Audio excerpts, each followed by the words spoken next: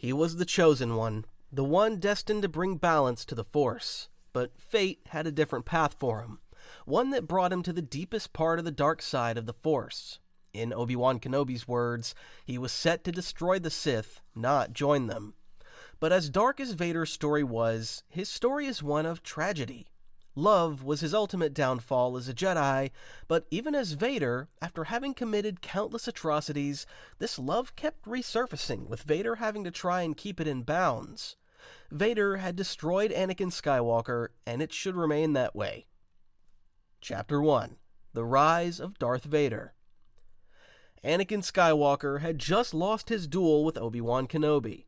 The fallen hero clawed desperately at the loose black sand of the Mustafar embankment with his single remaining mechanical arm. His once bright blue eyes had completely vanished. In their place burned the sulphurous yellow and red-rimmed gaze of a Sith Lord, who's completely given in to the dark side. Above him stood Obi-Wan Kenobi.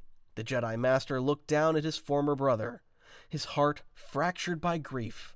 He lamented that the chosen one who was meant to destroy the Sith had instead joined them and left the Force in darkness. The heat of Mustafar's lava river ignited the clothing on Vader's severed legs, and the flames rapidly consumed his body. He screamed in agony as the fire took his skin and left him a charred ruin on the edge of the black sand. However, Obi-Wan could not bring himself to strike the killing blow against the boy he had raised. Instead, he bent down and retrieved Anakin's fallen lightsaber, believing the fires of Mustafar would finish the job for him. And so, he turned his back on Anakin and walked away. But Obi-Wan underestimated the power of the dark side. As the flames subsided, Vader clung to life through sheer force of will. His hatred for Kenobi and the galaxy became the fuel that kept his heart beating even as his body failed. Emperor Palpatine arrived on the desolate planet soon after. He sensed his apprentice was in danger and found the charred remains of the man he had seduced to the dark side. He acted quickly to save his apprentice just in time. While he was yet to master death, Sidious's knowledge of the dark side was more than enough. He used the Force to sustain Vader while his clone troopers placed the broken body into a medical capsule. They rushed him back to Coruscant, where a team of medical droids waited at the finest surgical reconstruction center in the galaxy. For the entire process of his reconstruction, the Emperor commanded that Vader remain awake, as he wanted the agonizing pain of the surgery to strip away whatever remained of Anakin Skywalker. These replacements were updated versions of the same cybernetics that had once sustained General Grievous. The Emperor knew these enhancements would save Vader's life, but they would also limit his potential. It was a cruel calculation designed to keep Vader powerful enough to serve, but too broken to ever overthrow his master. When the mask was finally lowered and sealed onto his face, Vader took his first breath through the mask. Pain seared through him, yet there was one thing that had been on his mind the entire time during his reconstruction: Padme. What had happened to her? He turned and asked Sidious, who seized this final opportunity to sever the last tie to Anakin Skywalker. Unsure of the truth himself, he lied to Vader, telling him that in his anger, Vader himself had killed her. The weight of this news destroyed whatever light remained in Vader's soul. Vader unleashed a wave of telekinetic power and howled in despair, for he had sacrificed everything to save her, and in doing so he had lost her forever. But while few knew of the truth behind Vader's rise, the rest of the galaxy was told a different story. The Empire could not admit that their new enforcer was the famous Jedi hero Anakin Skywalker. Instead, Palpatine's propaganda machine spun a tale that Skywalker had died a hero at the Jedi Temple while defending younglings. The citizens of the newly formed Empire did not know that the black-clad enforcer at the side of the Emperor's fleets who hunted down the surviving Jedi was a former Jedi. Anakin Skywalker was dead in the eyes of history. Only Darth Vader remained. Immediately after his rebirth, Vader and his master took to a balcony that overlooked the former Jedi Temple. Below them, in a massive incinerator pit near the steps of the former temple, the lightsabers of the fallen were burning. It was a funeral pyre, not for bodies, but for the very soul of the Jedi Order. Vader stood silently in his new armor, the life support systems hissing rhythmically, a constant reminder how far gone the man he used to be was, and of the machine he had become. The Emperor turned to his apprentice. He wanted to know if Vader understood why the blades of the Sith were red. Vader admitted his ignorance, noting that the archives of the Jedi were incomplete on such dark matters. Palpatine revealed that kyber crystals were alive in their own way, possessing consciousness and could feel pain. To create a red blade, a Sith had to pour their pain, their rage, and their hatred into the crystal until it bled. It was a domination of the will, a corruption of the light. Upon learning that fact, Vader looked at the burning weapons below and suggested he could simply pluck one from the fire to corrupt. He had lost his lightsaber not too long ago when his former master defeated him. But a Sith needed a blade, and Vader believed he could simply use any other lightsaber. However, Palpatine dismissed the idea immediately. He told Vader that the crystal of a Sith could not be scavenged from a bin or given as a gift. Instead, it had to be taken and won in combat from the grip of a living Jedi. This was to be Vader's final test, a rite of passage to cement his place as a true Lord of the Sith. He was to go out into the galaxy alone, without his troops or his fleet, and hunt down a survivor. Chapter 2. Acquiring his lightsaber. The Emperor sent him to the Mid-Rim in a quest for a Jedi worthy of a Sith blade. He sought a challenge. He needed a Jedi who had separated themselves from the Order, someone who might have missed the Purge. His search led him to the files of the Jedi archives, specifically looking for those who had taken the Barash vow, an oath of silence among the Jedi. Those who took this vow isolated themselves from the Order, staying far away from the affairs of the galaxy. Eventually, Vader found a name, Kirak Infila, a remnant of the High Republic. Upon Vader's arrival at Al-Dalim, Master Infila was waiting atop a sacred mountain. Vader began his ascent, but the mountain itself seemed to fight him. Infila used his resources to his advantage to slow the Dark Lord down. Vader, still accustomed to the heavy, clunky movements of his cybernetic suit, struggled against waters and the elements. By the time Vader reached the summit, he was broken and limping. Infila stood ready, seeming rather disappointed by the mechanical monstrosity before him. In the duel that followed, the Jedi Master defeated a broken and tired Vader and pushed him down the mountainside. The Jedi assumed the fall had killed the Dark Lord, but Infila was wrong, for he underestimated Vader's will to survive. Broken but fueled by rage, Vader dragged himself through the dirt and fixed his armor using scavenged droid parts. He then followed Infila to a dam, where a rematch took place. This time he fought like a monster, using the dam to his advantage as he threatened the Jedi Master to kill the locals by releasing the dam. This act gave Vader an opening, as Infila tried to stop the dam from breaking, grabbing Infila's saber and then choking the Jedi to death. He then took the kyber crystal to Mustafar, where he needed to bleed it. Palpatine had ordered him to turn the crystal red in the place where Vader's darkness was at its strongest. In the ancient Sith shrine on Mustafar, Vader used the power of the dark side to bleed the crystal red. However, it was a battle of the mind. The light within the crystal resisted the intrusion, thrusting Vader into a vision. In this dream, he saw a different path. He saw himself turning away from the darkness.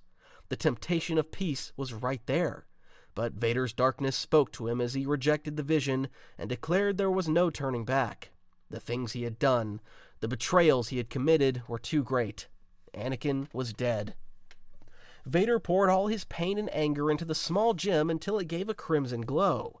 As he stepped out of the shrine and ignited his weapon, he had been truly reborn. The blade snapped to life, giving off a blood-red glow that symbolized the true terror of the Sith. Chapter 3. The Inquisitors. Shortly after returning to his master, Vader retired to a medical chamber so his damaged cybernetic components could be repaired. As he repaired his helmet, after having repaired and donned the rest of his suit by then, he was informed of an intruder in the Jedi Temple archives. He promptly confronted the intruder, who wielded a red lightsaber and seemed ready for a fight. The two fought each other, but the intruder appeared to take the advantage of the stiff and mechanical movements of the Sith Lord. But after a time, Vader revealed that he had simply been testing the modifications that he had recently made to his armor, and promptly destroyed the intruder's lightsaber. As Vader went in for the kill, the Emperor arrived and told him that the intruder was the Grand Inquisitor and was part of the Inquisitorius. Vader was then taken to the works, where he saw the rest of the Inquisitorius training themselves. He was told that most of the Inquisitorius were Jedi who converted to the dark side in the wake of the Order's destruction in order to save themselves. The Emperor gave Vader and Inquisitorius the mission to hunt down and finish off surviving Jedi of the Emperor's purge, with the Sith apprentice given the mission to personally train the Inquisitors. Accepting the role, he spoke to the Grand Inquisitor about their search for surviving Jedi. Vader saw the Inquisitor's target list and noticed the Jedi Archive's chief librarian named Jocasta Nu was on it. He asked the Emperor what was so important about her, and the Emperor explained that she had knowledge of the Sith that she and the Jedi Council had kept secret. The Emperor told Vader to find Nu and bring her to him, so Vader assigned the Grand Inquisitor to search the archive for information on her. At that time, Nu had returned to Coruscant and snuck into the former Jedi Temple to search for a list of young Force sensitives in her secret archives. She was about to vacate the temple when she noticed the Grand Inquisitor insulting the Jedi knowledge he was examining. His comments eventually drove her over the edge, and she confronted him with her lightsaber. Vader, who had learned from the Security Bureau that a Jedi survivor had infiltrated the temple, arrived at the entrance just as Clone Commander Fox of the Coruscant Guard had already sealed the place.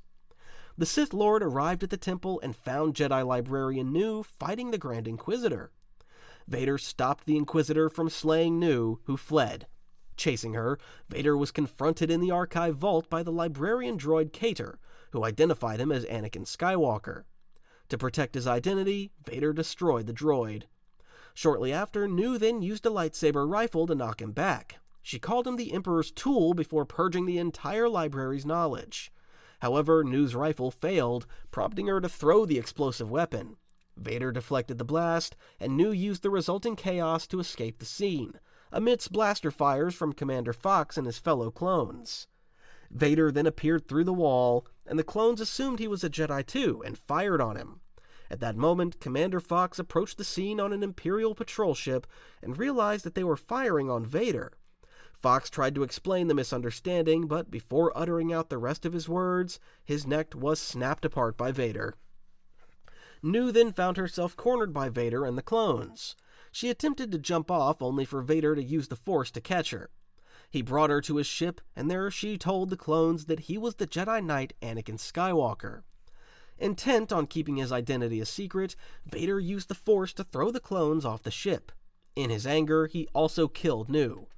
Vader then crashed the ship and contacted Sidious to tell him that Nu died in an attempt to escape. Afraid of the possibility of Sidious using Nu's list of Force-sensitive children to create more dark side agents, Vader destroyed the information. He could not risk having a rival, especially when the Inquisitorius was already there to serve as a constant reminder that there were other Jedi willing to bend to the dark side of the Force.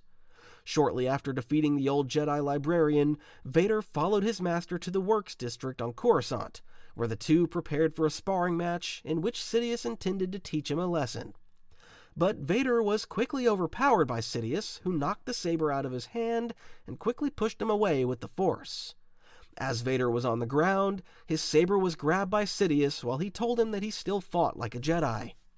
His master told him that the lightsaber was not his only weapon, and that the dark side of the Force was his true weapon, for it was a weapon that touches everything. On his knees, Vader told his master that he understood this lesson. Chapter 4. Cementing his place within the Empire. At that point, Vader had begun to truly embrace the dark side, while also realizing he had lost all that he cared for. To that end, he embraced his role as the Emperor's chief enforcer. Few knew who he was, and even fewer suspected that he had once been Anakin Skywalker. However, his appearance at the Imperial court and the favor he carried from the Emperor earned him the distrust of Imperial officers.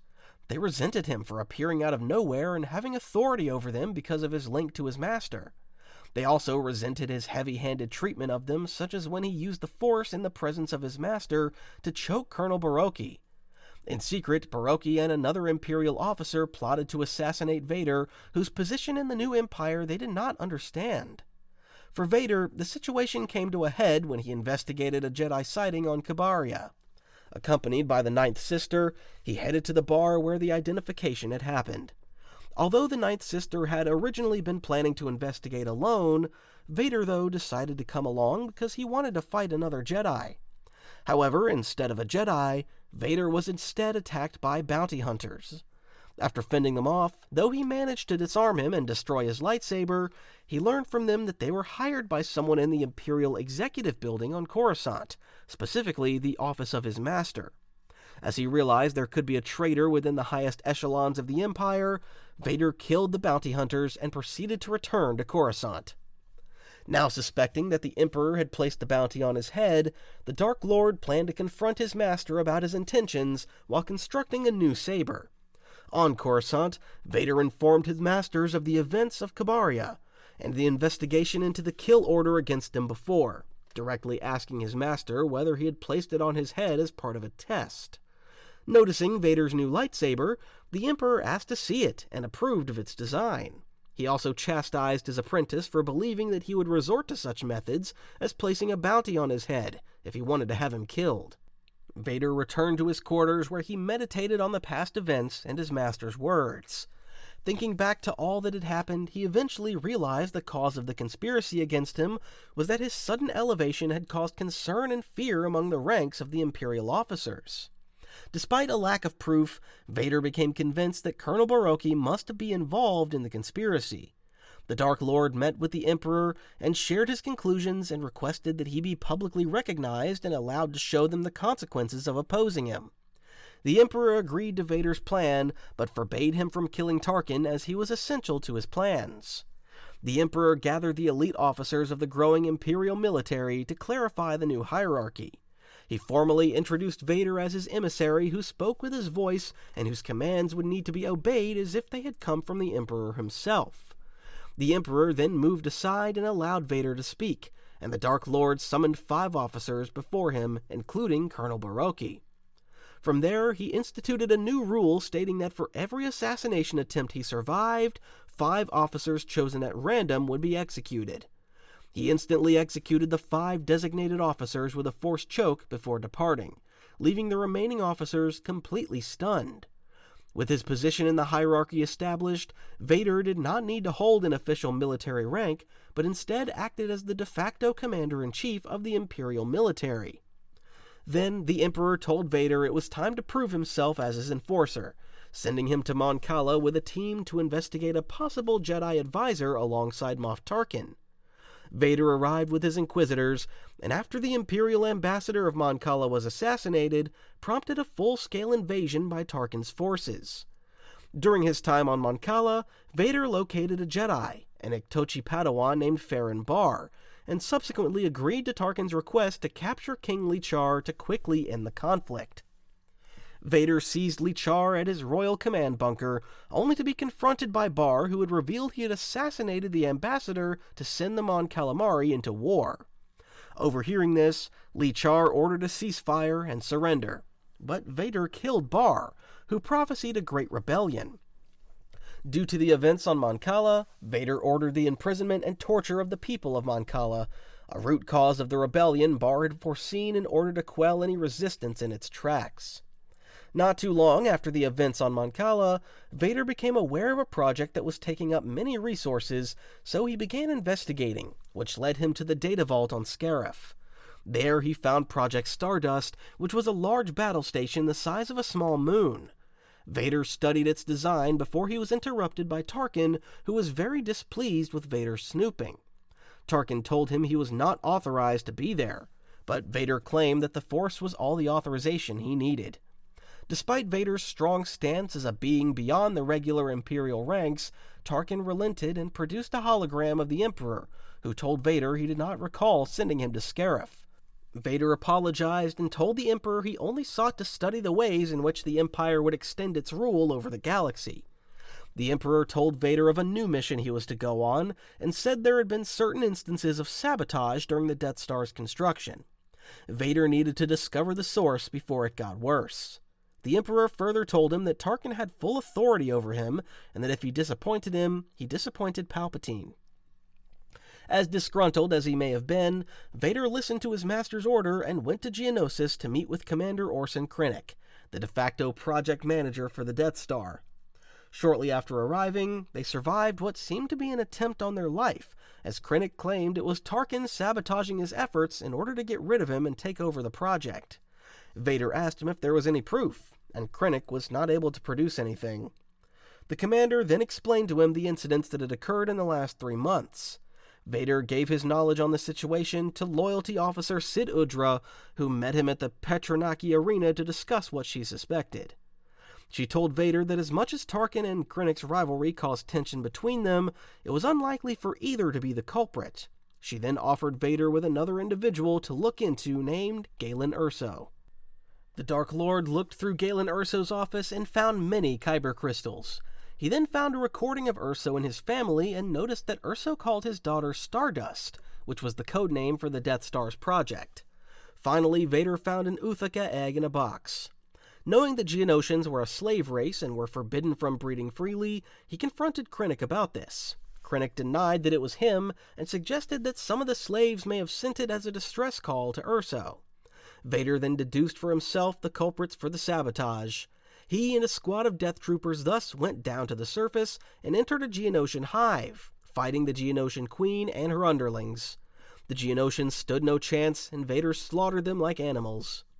After the battle, he returned to Tarkin and reported his findings to him, revealing that he discovered the Geonosians' treachery. Tarkin finally asked him if there was anything else, and Vader revealed that he knew that this Death Star project was able to destroy a planet. The Moff asked how he knew, and he told him of the kyber crystals he saw in Erso's office. Tarkin then asked Vader why he was not happy about this revelation, to which the Sith replied that he had a distrust in technology. But the Moff made sure to remind Vader that he was a technological aberration himself, before realizing that the Dark Lord wanted to be the only technological weapon under the Emperor's command. Angered by the Moff's words, Vader left after giving Tarkin a prediction of his future, that the Death Star was to be his tomb. Chapter 5. Palpatine's Enforcer. After the things he had given up and had gone through during the early years of the Empire, Vader had already accepted his place not only as a Sith Lord, but also the Empire's wrath, the extension of his master's will and darkness. To that end, throughout the Empire's reign of terror, Vader remained one of the few who enjoyed direct access to Emperor Palpatine. He was the Emperor's preferred envoy for all matters of direct interest, becoming known as the Emperor's Fist to both Imperial soldiers and criminals alike. With Palpatine preoccupied by governing the vast galaxy, Vader took a direct hand against the Empire's enemies. This included the swift elimination of rebel uprisings and overseeing the continued construction of the planet-destroying Death Star alongside Grand Moff Wilhuff Tarkin. Vader's position of authority was absolute, even giving him the ability to alter Imperial records when he deemed it necessary. Imperial officers came to fear and mistrust Vader, wary of his immense power and his continued devotion to the ancient ways of the Force. Yet, despite the widespread fear he inspired in the officer ranks, Vader was held in high esteem by the Stormtrooper Corps. He often fought alongside them on the front lines rather than commanding from a safe distance. Vader retained command of the elite unit he had led as Anakin Skywalker, the 501st Legion. After the Emperor retired the original clone troopers, the new recruits of the 501st were sometimes trained by the Dark Lord himself, earning the Legion the new moniker of Vader's Fist. As the Emperor's enforcer, Vader was deployed on many secret and gruesome missions. One of his earliest tasks was an execution on Murkana. He was also sent to the mineral-rich world of Bandamir to brutally put down a miners' rebellion against Imperial exploitation. Later, he was dispatched to Skako Minor to wipe out the remaining loyalist of the separatist Wat Tambor, massacring the planet's ruling council, including Tambor's own son. With every calculated act of cruelty and enforcement, Darth Vader cemented his fearsome reputation across the galaxy as the black-armored Iron Fist of the new Galactic Empire. He then continued his merciless work for the Empire, tracking down Davgar Leon on Torku, a scientist who sabotaged a key Imperial weapon. But while most of his missions for the Emperor were devoid of emotions and attachments, one incident allowed him to momentarily revisit his past and his emotions. Around 2 years into the Imperial era, he traveled to the snowy moon that was the site of the Tribunal crash during the Clone Wars. It was the same ship that ferried Ahsoka Tano, his former Padawan, and Darth Maul right when Order 66 happened. Vader investigated the wreckage and discovered a lightsaber partly frozen near a memorial to the clone company that died there. It belonged to Ahsoka, as Vader was familiar with the saber he once tinkered with. He ignited the saber's blue blade, thinking Tano also died on that site, thereby closing one of the few remaining chapters of his life as Anakin Skywalker. But Vader heard a squawking sound, revealing a bird that seemed familiar but strange to him. Suddenly, the Dark Lord had an inkling that his Padawan might have survived. Yet he had no proof, as he did not see her presence. As such, he still presumed she had perished together with her clone company. No matter, Vader continued his role as the Imperial Enforcer, subduing different worlds in Palpatine's name. 4 years into the Imperial era, he fought the Benethi in wild space, subduing them by killing their king. And unlike Anakin, who valued the lives of his men, Vader subdued the Benethi at the cost of countless stormtroopers he regarded as dispensable. Chapter 6. Ryloth, the First True Rebellion. It had already been 5 years since the day he fell to the dark side, and Darth Vader had been the very tool the Emperor used to subjugate and control the galaxy. But the Twi'leks of Ryloth, who have always been defiant against tyranny, were all too familiar with the Empire's MO. Their vibrant homeworld, rich with the valuable resource known as spice, had fallen under the iron rule of Emperor Palpatine. This economic exploitation was the very seed of a growing defiance, a collective yearning for liberation that manifested as the Free Ryloth movement. On Coruscant, Vader met with Emperor Palpatine and the notoriously corrupt Senator Orn Free Ta of Ryloth. The movement, though small, had begun to impact the flow of spice, an important resource for the Empire. To that end, the Emperor believed this was more about control rather than freedom. He knew the resistance was being aided from within the Imperial structure, likely by someone close to Senator Ta, who embodied the self-serving political class that allowed the Empire to flourish. Vader, ever direct, simply suggested killing Ta and his entire staff, believing that eliminating the spies would end the trouble. However, Palpatine saw a deeper target. He was not interested in punishing a single traitor, for he sought to destroy the very roots of the treachery. Sidious saw the rebellion as a flicker of hope, and by eliminating that hope, could the Empire truly secure its endless reign. The journey to Ryloth was thus conceived not as a simple state visit, but as a masterful trap, designed to lure the rebels out of hiding. Palpatine, Vader, and the unwitting Ta were the bait. The Emperor aimed to encourage an attack, hoping that the movement would see an opportunity to strike against their corrupt senator and the Imperial leadership. Once exposed, Palpatine would personally ensure that the Free Ryloth movement and the underlying spirit of Twi'lek liberation were crushed completely, sending a clear message across the galaxy that there was no room for hope or freedom under the banner of a new galactic empire.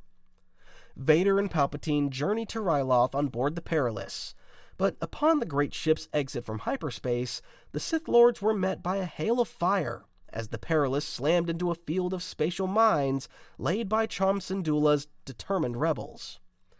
The Ryloth freedom fighters attacked the Sith Lord with a swarm of reprogrammed Vulture droids carrying buzz droids that were equally dangerous. These attacks weakened their Star Destroyer to the point where it had become nearly impossible to continue their approach on that very same ship.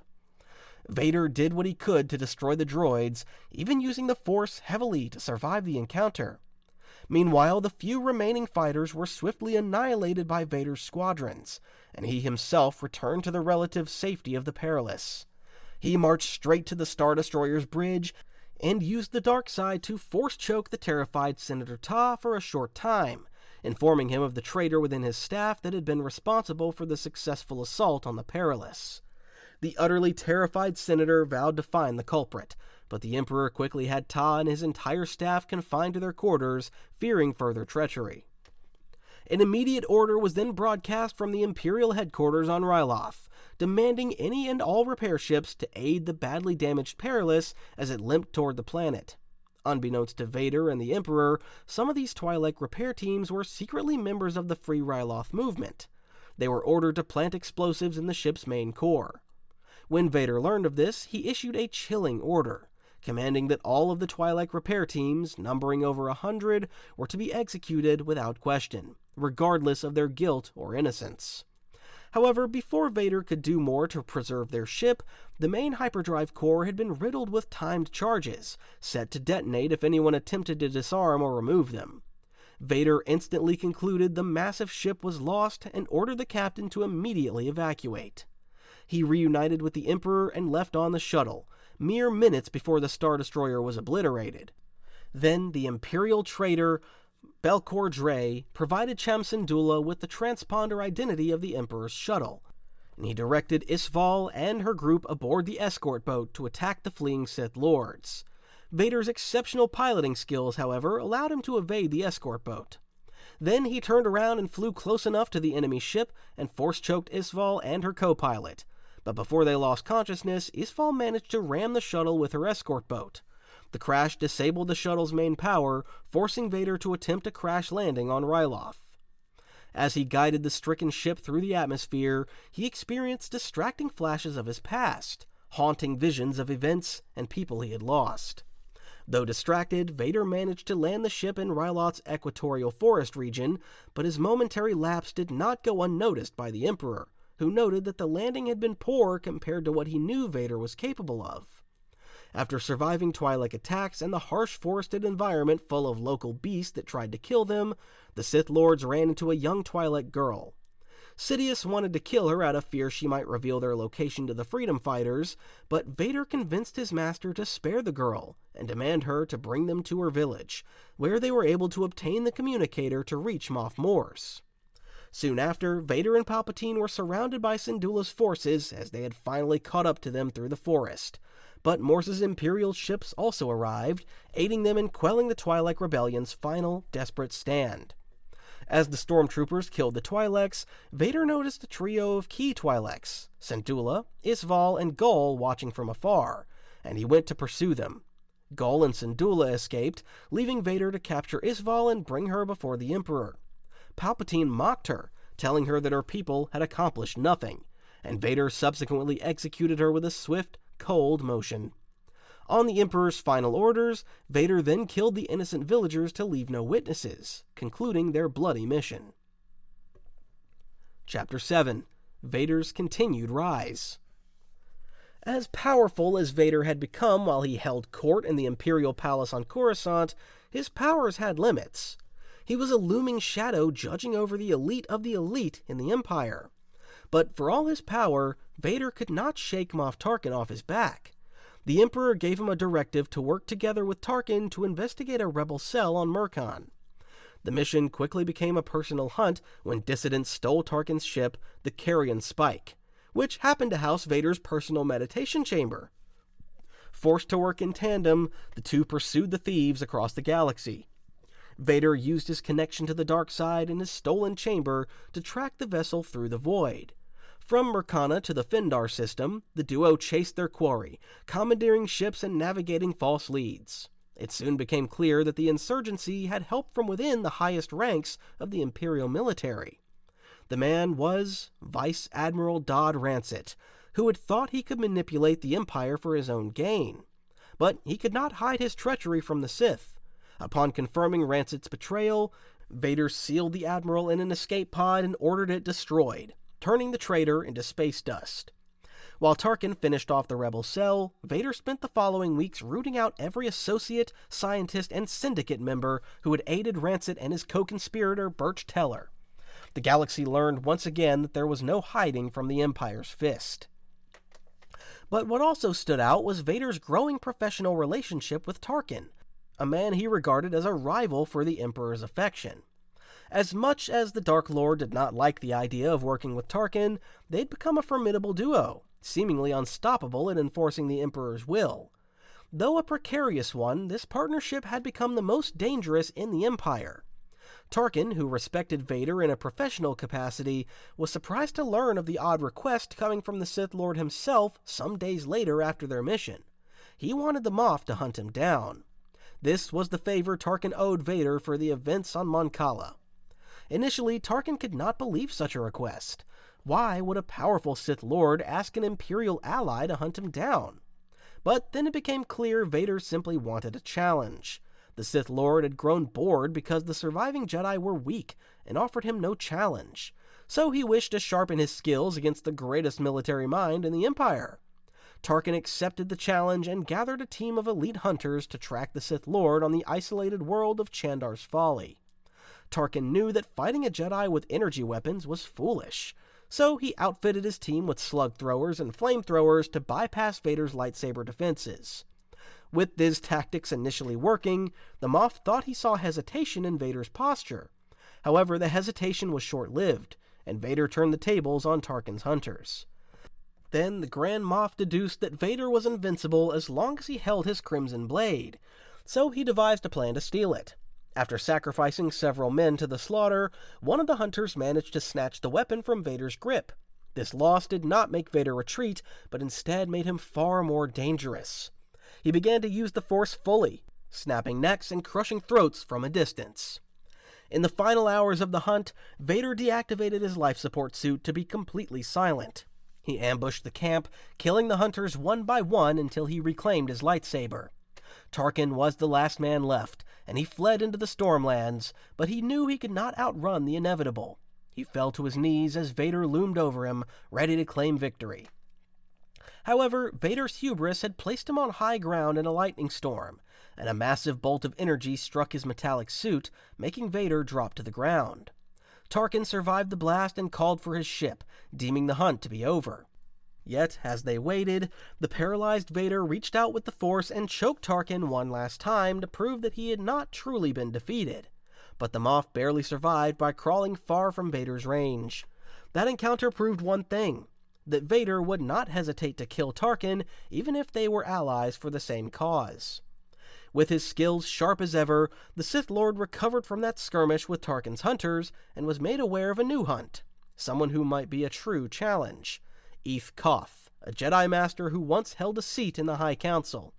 Together with fifth brother, Tualan Yaluna, and the 13th sister Inquisitors, he journeyed to a planet where Koth had become a religious figure.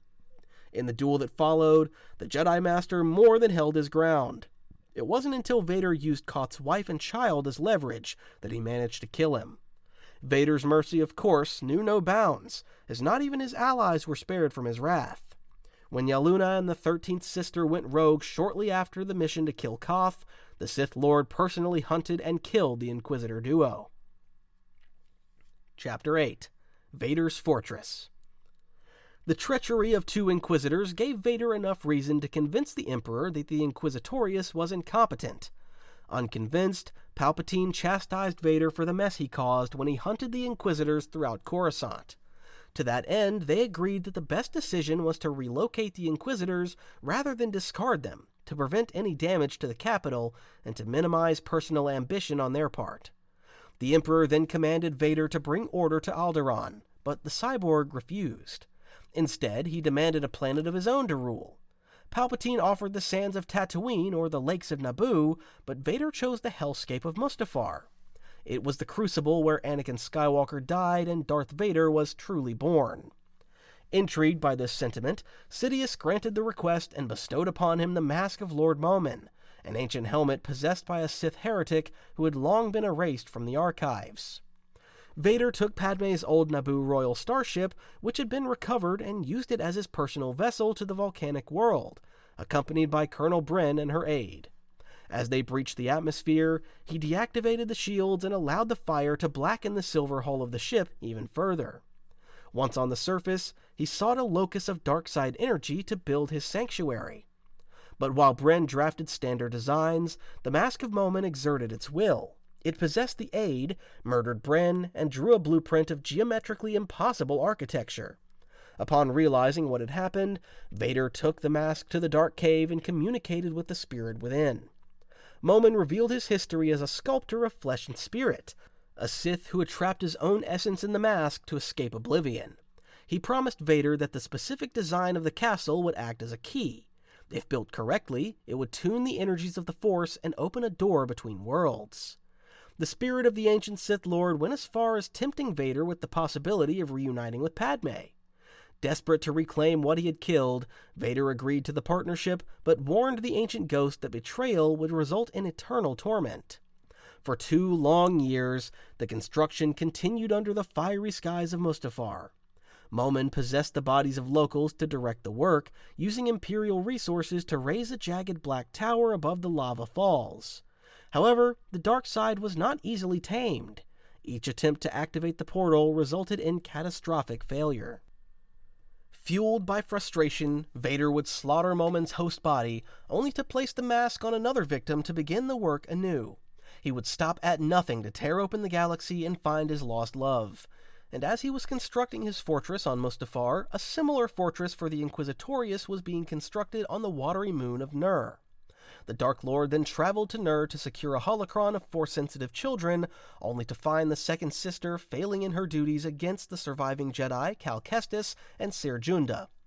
Vader executed the Inquisitor for her weakness before she could return to the light, and he promptly tossed Junda aside so he could toy with young Kestis, who was no match for the Sith Lord. Thanks to Junda's efforts, however, Kestis barely survived his encounter with Vader. Undeterred by his failure on Nur, the Dark Lord returned to Mustafar to resume the construction of his fortress using Momin's designs. When the 9th design was finally completed, the natives of the planet revolted in a desperate attack. Momin used this distraction to betray Vader, opening the door to the other world for himself and resurrecting his original body from the past. Vader crushed the native uprising before turning his wrath upon Momin. Though the ancient lord mocked Vader's ignorance of the dark side, he was silenced forever when Vader crushed him beneath a giant slab of stone. Finally alone, the Dark Lord stepped through the bleeding portal and left his physical form behind. He wandered through a realm of visions where he battled spirits of the Jedi and faced the ghost of his complicated history. He saw the masters who claimed to be his fathers, Obi-Wan and Palpatine, and struck them down with hatred. At the end of his journey, he found Padme Amidala standing on a balcony. He reached out to her as Anakin Skywalker, desperate to save her, but she told him that Anakin was dead before throwing herself into the void. A blinding blue light cast Vader back into his broken reality. He realized then that he could not restore his wife, so he destroyed the portal and sealed the door forever. When the Emperor contacted him to ask if he had found the truth he needed, Vader stood before his towering black castle and simply said yes. He finally accepted that the past was dead, leaving him to rule as the solitary master of his own obsidian fortress. Chapter 9. The Hunt for Obi-Wan Kenobi. But the past truly was not dead, for Obi-Wan Kenobi still lived. 10 years into his ascension as a Sith Lord, Vader finally saw a chance to kill his former master once and for all. The third sister, Reva Savander, had used a young Leia Organa to lure Kenobi out of hiding, kidnapping her to force the Jedi Master into action. Obi-Wan rescued Leia from the planet Daiyu, only to find out from the third sister that Anakin Skywalker survived his injuries. Before that, Kenobi never knew his apprentice had been alive the entire time. And as Obi-Wan grappled with that information, Vader learned of his former master's location from the third sister. In his attempt to use the third sister for his own benefit, Vader dangled the title of Grand Inquisitor to her, as she believed the original Grand Inquisitor had died following her betrayal on Daiyu. Vader simply intended to use her to get to Kenobi. Upon learning that Obi-Wan was on Mapuzo, Vader arrived with 3 Inquisitors and a squad of stormtroopers, terrorizing the locals in order to draw the Jedi out. He then pursued Obi-Wan to a quarry in a rematch that showed just how rusty the old Jedi's skills had become. Vader, who never stopped fighting and training since their last meeting 10 years ago, toyed with Kenobi using the Force, attempting to burn him using flammable rocks. However, Tala Durith, a traitor within the Empire, rescued Obi-Wan from a slow and painful death. Angry at the outcome, Vader was about to kill the third sister until she revealed that she had planted a tracker on Leia's droid to not only reveal Obi-Wan's location, but also the location of the Hidden Path, a secret network of Jedi sympathizers who trafficked Force-sensitive people away from the Empire. Impressed, Vader spared the third sister. The Dark Lord was on board the Devastator as he reflected on a training duel he had against Kenobi during his years as a Padawan. But upon learning that Obi-Wan had been hiding on Jabim, he immediately set a course to that planet to destroy his former master once and for all. Vader forced his way into the hangar of the Hidden Path's base. There, he found a transport attempting to leave the planet. Believing Obi-Wan was inside, he used the Force to ground the ship and tear it apart, only to find out it was an empty decoy. Instead, Obi-Wan and the refugees were on a different transport that immediately left while the Dark Lord was distracted. Meanwhile, the third sister had other motives. She wanted revenge as she was one of the younglings who witnessed Anakin Skywalker's attack on the Jedi Temple a decade ago. So she used this opportunity to kill Vader. But the Sith was far too powerful, easily defeating Reva and revealing to her that the true Grand Inquisitor had survived. Leaving the third sister to death on Jabim, Vader proceeded to chase the transport. However, Obi-Wan knew the former Anakin was after him and not the refugees, so he separated himself from the transport and went down on a nearby rocky moon to lure Vader away from the ship full of innocent people. Overcome with anger, Vader allowed his emotions to get the best of him when he decided to set a course to Obi-Wan's location instead of following the refugees. The decision led to a second rematch between the former master and pupil duo. Initially, Vader had the upper hand against Kenobi, believing he had won when he buried the Jedi under a pile of rocks. But Obi-Wan, who had reconnected himself with the Force, regained his old strength and skill. He proceeded to defeat Vader, damaging a part of his mask to reveal the eye of the man he once called brother. Kenobi apologized to Anakin for failing him as a master. However, accepting that his decisions were his own, Vader told Obi-Wan that he did not fail him. He said that Kenobi did not kill Anakin. Instead, it was Darth Vader who killed Anakin Skywalker, allowing the Jedi Master to fully understand that this Sith persona had completely taken over the Chosen One. Obi-Wan left Vader on that rocky planet, with his last sentence being, "Goodbye, Darth." Not too long after, the Dark Lord reunited with Palpatine after the necessary repairs on his suit. Noticing Vader's agitation, Darth Sidious suggested that Vader was yet to completely move on from his past. But when he realized the subtle threat hidden behind the Emperor's words, Vader simply told his master that Obi-Wan meant nothing to him. Chapter 10. The Prelude to Rebellion. Reeling from his failure to destroy his former master, Darth Vader had a new task, one that could very well disappoint Darth Sidious if he ever would fail again. Bode Akuna, a Jedi survivor working for the Empire, secretly tipped off the Empire about the location of the Jedi archive Seer Junda and her master, Eno Cordova, restored on the holy moon of Jeddah. Vader and his forces arrived with haste, attacking the archives and laying waste to any of the Jedi's allies on that planet. The skirmish led to a meeting between the Dark Lord and Seer Junda, who had regained her strength as a Jedi Master. Junda fought hard and, at one point, could have killed Vader, but the Sith Lord countered with a quick and decisive blow that killed Junda. Vader walked away from the duel injured and limping from the hard-fought win against a Jedi Master. With his victory over Junda and their small group of insurgents, Vader had become a magnet for death. But such death was not to come from the vengeful Jedi he hunted. Instead, this lust for revenge came from a wealthy industrialist whose son had been a victim of Vader's wrath. The man sent assassins to kill the Sith Lord, but all of them easily fell to his red blade.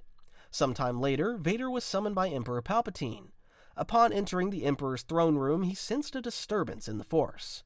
Instantly, with a violent shove of the Force, he hurled the Emperor aside and cast the throne out the window just as a hidden bomb detonated in a fiery explosion. The royal guards had failed their duty, so Vader executed 4 of them for reacting too slowly while berating the remaining 5 for their incompetence. The trail of treachery led to the ancient and dark Hindsnake cult, whose influence had rotted the loyalty of those around the Emperor. The Hindsnake cult was an ancient religious group who had access to a dark sorcery-type power, and it seemed they wanted the Emperor removed.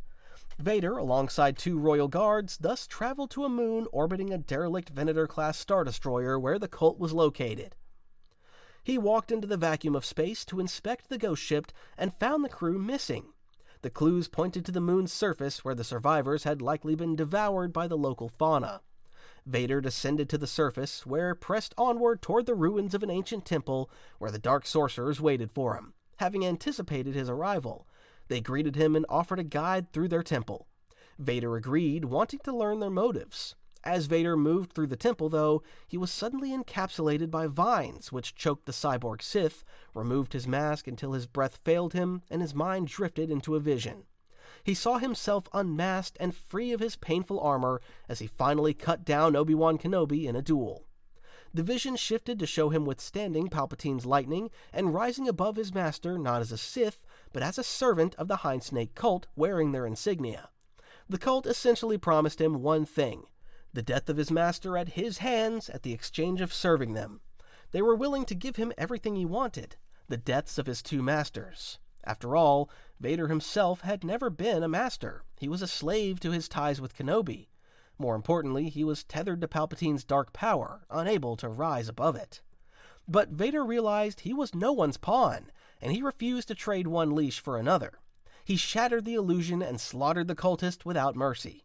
He took their power source, which was a glowing energy crystal, and left the ruins behind him. Upon his return from his mission, Vader gave the crystal to Tarkin as part of the preparations for the Death Star. Meanwhile, he soon discovered that the industrialist who had seemingly painted a target on his back had already committed suicide. Finally, upon his return to his master, Vader learned that Palpatine had orchestrated everything to serve as a test to the Dark Lord, and he passed with flying colors. Chapter 11. The Master Reunites with the Apprentice. Vader had just defeated a Jedi Master and silenced an entire cult, yet he still hungered to find Obi-Wan Kenobi to complete his quest for vengeance and solidify the Empire's power, but he heeded the Emperor's command to be patient. In the meantime, Palpatine told him of a rising threat from Force-sensitive children who could one day challenge their rule. The rebels happened to be a band called the Spectres, led by the Jedi Kanan Jarrus and his apprentice Ezra Bridger. With that, Vader tasked the Grand Inquisitor, and eventually Tarkin, to hunt them down on the planet Lothal, where they operated. However, the Spectres defeated and unexpectedly managed to kill the Grand Inquisitor. Also, despite his best efforts, Tarkin also failed to apprehend them. This forced Vader to spring into action, and as punishment for the Grand Inquisitor's defeat to a Padawan no less, he bound his spirit to an ancient outpost in Mustafar to serve as a trap for other Jedi. Knowing he needed to be more active in his hunt, Vader set a trap to discover the location of the Jedi fleet and bait the Jedi Master and Apprentice duo to reveal themselves. In the middle of an entire planetary lockdown on Lothal, Vader left a single shuttle unguarded on purpose to have Kanan and his crew try to use it to escape the planet. The rebels took the bait, and Vader stepped out of the shadows to confront them. He ignited his lightsaber and engaged both Jarrus and Bridger, toying with them as if they were children. Kanan and Bridger tried their best to match Vader's might, but were completely outmatched. However, due to the help of their rebel friends who brought some stationary ATDPs down on Vader to distract him, the rebels managed to escape on the stolen shuttle. But Vader did not pursue them with his full might because he had already succeeded. He had allowed them to escape with a tracking beacon attached to their hull. Vader then got into his personal TIE Advanced and followed the signal to the hidden location of the Phoenix Squadron fleet. The rebels scrambled their A-Wing fighters to intercept the lone ship, but they were no match for the former Anakin Skywalker, one of the best pilots in the galaxy. Vader decimated the rebel squadron single-handedly. He proceeded to cripple the rebel command ship known as Phoenix Home, leaving the fleet in ruins. Knowing their allies were in danger, the Spectres boarded their ship, the Ghost, to try to run from Vader's lone assault. It seemed like their rebellion was about to end right then and there, as the Dark Lord single-handedly crippled the rebels. However, curious about the powerful enigma behind that dark mask, Ahsoka Tano and Kanan Jarrus combined their powers to probe the Sith's mind. Tano, who was once Anakin Skywalker's Padawan, learned a dark truth. The Force connection revealed a familiar presence, one she had not sensed since the final days of the Clone Wars. She discovered that the man behind the Durasteel armor was none other than her mentor. Vader, who felt the probing, also realized the familiarity behind the presence. More than 10 years after discovering Ahsoka's buried lightsabers in the snow, she can now say for certain that his Togruta apprentice survived. With that knowledge, he abandoned the destruction of the rebel fleet to pursue the Ghost with the intent to capture the rebels alive.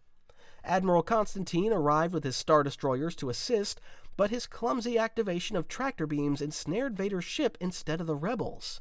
This blunder allowed the Ghost to enter into hyperspace, leaving the Sith Lord fuming in the grip of his own fleet. Vader later contacted Emperor Palpatine to report his victory and a significant discovery.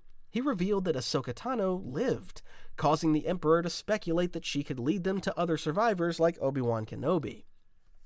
Palpatine urged patience and instructed Vader to dispatch his Inquisitors to hunt the rebel survivors down. The fifth brother and seventh sister took up the chase, eventually tracking the Jedi to an ancient temple on Lothal. Though the rebels escaped again, Vader visited the site himself. He assured his minions that the growing power of the Jedi would ultimately lead to their destruction, setting the stage for a future confrontation with his past. As the chase for the Spectres went on, Vader sent out more Inquisitors, but they failed time and time again to apprehend the rebels.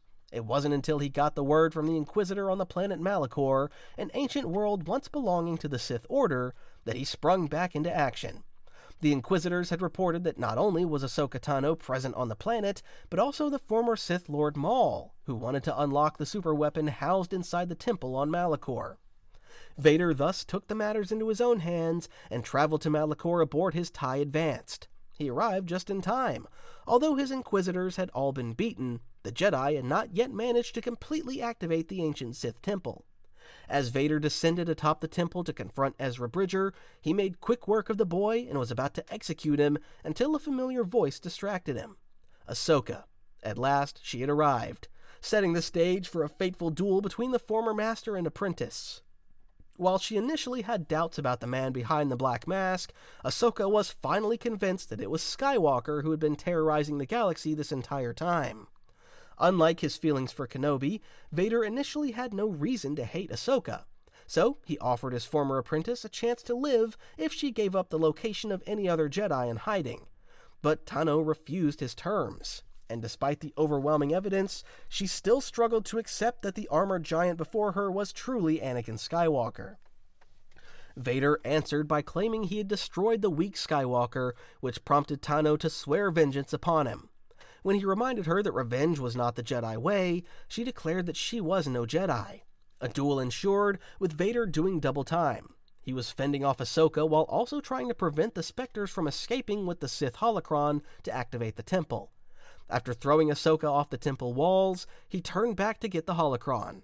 As he used the Force to grab it from Ezra's hands, though, he was distracted enough for Ahsoka to sneak up again and manage to strike a blow against his head. Her strike had destroyed part of his mask, and it revealed the scarred face of Anakin Skywalker, similar to Vader's duel with Kenobi. He rose slowly, burning with anger for letting Ahsoka strike him, then called out her name, his voice being a distorted mix of his real voice and the machine he had become. Tano, though, immediately recognized his voice. There was no doubt now, Anakin Skywalker and Vader were the same person. Recognizing how far he had fallen and feeling responsible for his fall, Ahsoka promised she would never leave him anymore. Despite those sentiments from Ahsoka, Vader barely flinched, telling her that she'll die for this sentiment of hers before resuming their duel. As the duel progressed, the temple began to self-destruct. The floor crumbled, and the energy of the ancient Sith weapon surged violently. Using this instance to his advantage, Vader prepared to deliver the killing blow that would have ended Ahsoka right then and there.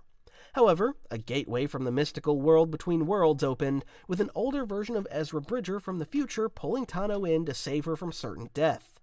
Vader struck nothing but empty air before falling through the floor into the ruins of the collapsing temple. When he came to himself, he wasn't sure what to make of it, and also wasn't sure if Tano had perished or not. Beaten and wounded, he exited the ruins and limped away. Chapter 12. Vader's Secret Apprentice.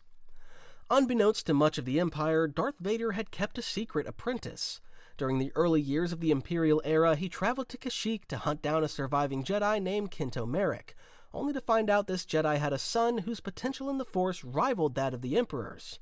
After killing Kento, Vader took the traumatized boy with him and personally trained him in secret to become his personal assassin. Codenamed Starkiller, the apprentice was tasked with eliminating rogue Jedi all over the galaxy just before the height of the rebellion under Vader's command. As Starkiller killed several Jedi under his master's orders, he became increasingly more powerful in the dark side, to Vader's delight. The goal was to train the apprentice to become strong enough to stand by Vader's side in ultimately toppling the Emperor from his seat of power. and during Starkiller's missions, Vader assigned him a capable pilot named Juno Eclipse, who eventually grew close to the apprentice and, unbeknownst to Vader, would be one of the reasons Starkiller did not completely embrace the darkness. However, despite Vader's best efforts to keep Starkiller's existence a secret, Palpatine's network was too vast.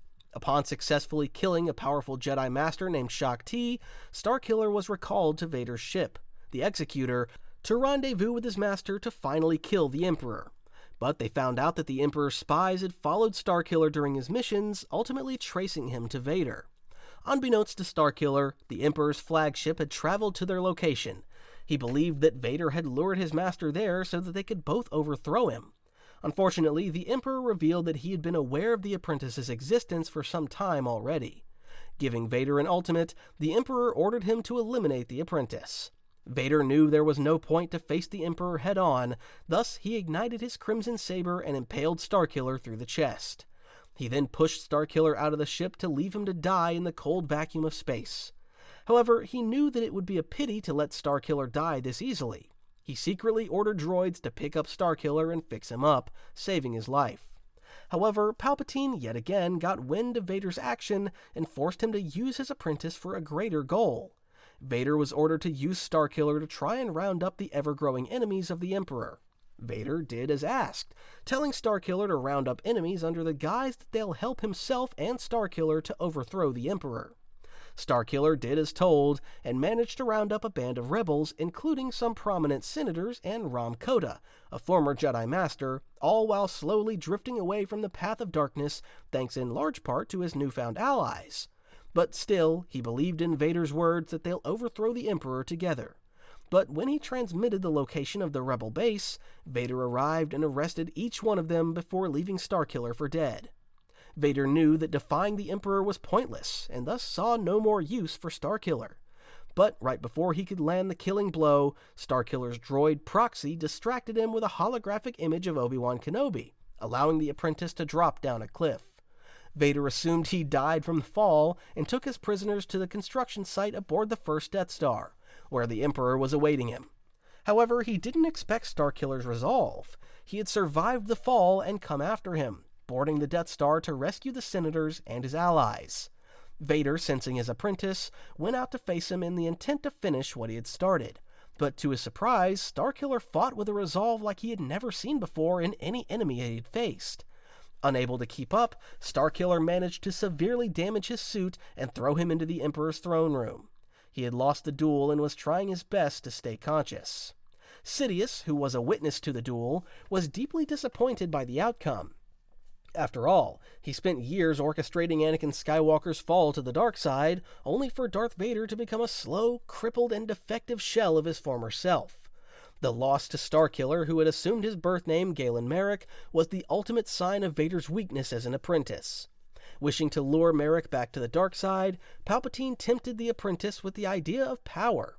He ordered him to kill Vader and take his place as the new apprentice. Despite the temptation, Marek resisted and attacked the Emperor, only for Sidious to attack Ram Koda with Force Lightning. The apprentice, however, took the blast himself and eventually died protecting his allies. Vader recovered from his loss and confirmed to his master that Galen Marek was indeed dead. Feigning ignorance at his master's desire to see him replaced, the Dark Lord swore to hunt down the rebels in the name of the Empire. On the inside, though, his mind was racing with rage. He couldn't believe that Marek had bested him. The only reason he was alive was more due to luck than anything else, and he recognized that he had never been this close to death before. As for Palpatine, he simply tolerated Vader's existence, knowing it would be unwise to kill him right then and there, as he still needed a dog to order around. But it had become clear that this relationship was on the brink of an implosion, with Vader understanding that he was also expendable to the Emperor. It had been yet another test, and he failed it for the first time since being the apprentice of Palpatine. Chapter 13, Grand Admiral Thrawn. Vader survived the events on Malachor and had no leads on Ahsoka. Despite that, it was clear that the Spectre's actions as well as others had ignited smaller and isolated rebellions throughout the galaxy. This was now more of a military matter instead of a Sith affair. As such, it now required the expertise of a military leader, the very best the Empire had to offer. The Emperor summoned Vader to his palace on Coruscant, where he was introduced to the newly promoted Grand Admiral Thrawn. But while this was the first time he met the Chiss tactician as Darth Vader, they had already met before during the Clone Wars. Back then, Anakin Skywalker and Thrawn, who was still working for the Chiss Ascendancy, temporarily allied with one another. Their alliance allowed each other to learn more about their tendencies, with Skywalker learning about Thrawn's genius and Thrawn learning about Anakin's bold tactics. But as Thrawn was yet to learn that Vader and Anakin were one and the same, the Dark Lord simply told the Grand Admiral he was pleased to finally meet him. As these two exchanged pleasantries, the galaxy was shifting beneath their feet. Mon Mothma, a defiant senator from Chandrila, finally united the scattered insurgent cells into the Alliance to restore the Republic. This act ignited the Galactic Civil War, confirming the worst fears of Imperial leadership. The rebellion was now a formal declaration of war against the Empire. But the task of dealing with the Spectres and some of the more dangerous rebels was left to Thrawn and the other military leaders. Vader, meanwhile, was sent out on smaller skirmishes against insurgents. However, he was soon tasked to meet Thrawn on Coruscant yet again. He learned there that Thrawn had recently suffered a strategic blemish at Atollon, where rebels escaped his grasp despite managing to destroy their base. Darth Vader viewed this failure with disdain, for he tolerated nothing less than absolute victory. Yet the Emperor saw fit to bind their fates together once more. He commanded them to travel to the remote world of Batuu, where a disturbance in the Force waited at the edge of the galaxy. They departed with their respective forces, including Vader's elite soldiers from the 501st Legion. Upon the mysterious world of Batuu, they faced a terrifying new threat known as the Grisks. But the true shock came when they discovered the source of the disturbance. It was a group of Chiss children who navigated the unknown regions using the Force. To Vader's astonishment, the Chiss called these navigators Skywalkers, a name that echoed a past he tried to bury.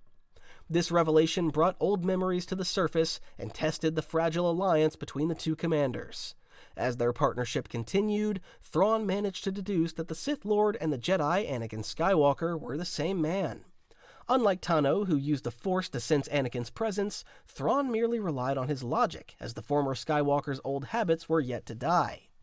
Vader's tactics and bold maneuvers were similar to the Jedi Knight Thrawn had worked with in the past. As such, he was one of the few people in the galaxy to correctly deduce Vader's secret persona.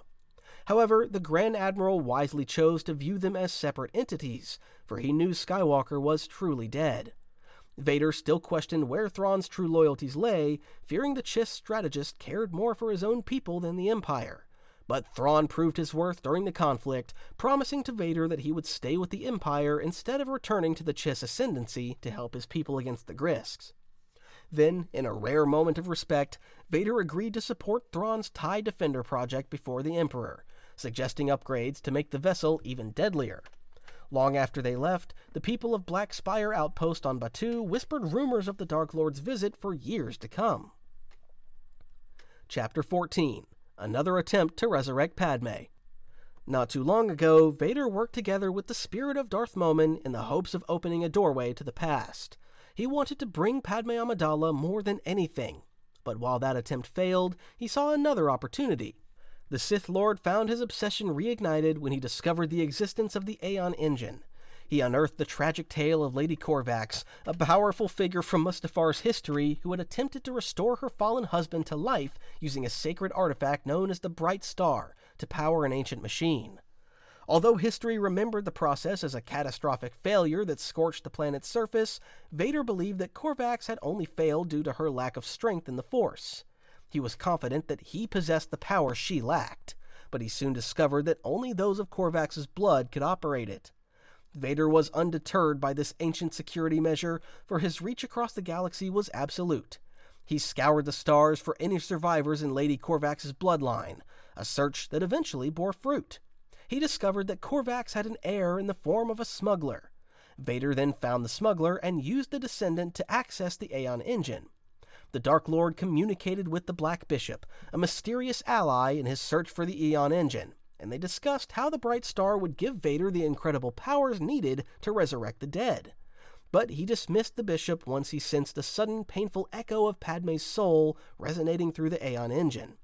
Vader let out a wail of fury and sorrow as her voice quickly disappeared after announcing the pregnancy she had carried in life.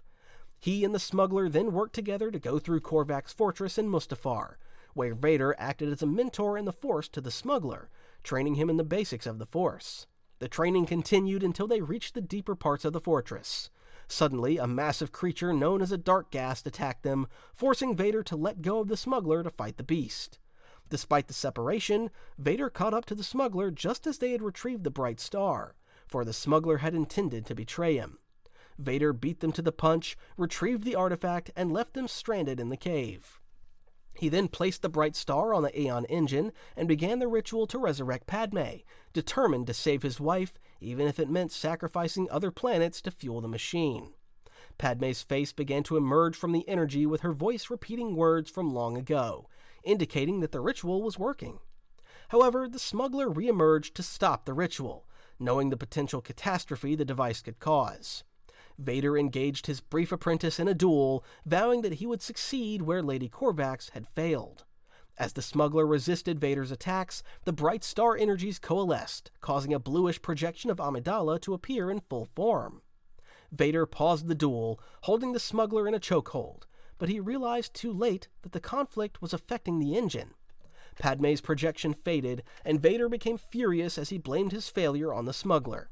He proceeded to overpower his opponent, but the Black Bishop intervened, stopping Vader temporarily. This gave the smuggler the opening needed to destroy the Aeon engine. The device exploded, sending the two adversaries flying apart and leaving Vader once again alone with his failure. Padme was gone, and there was no way to get her back.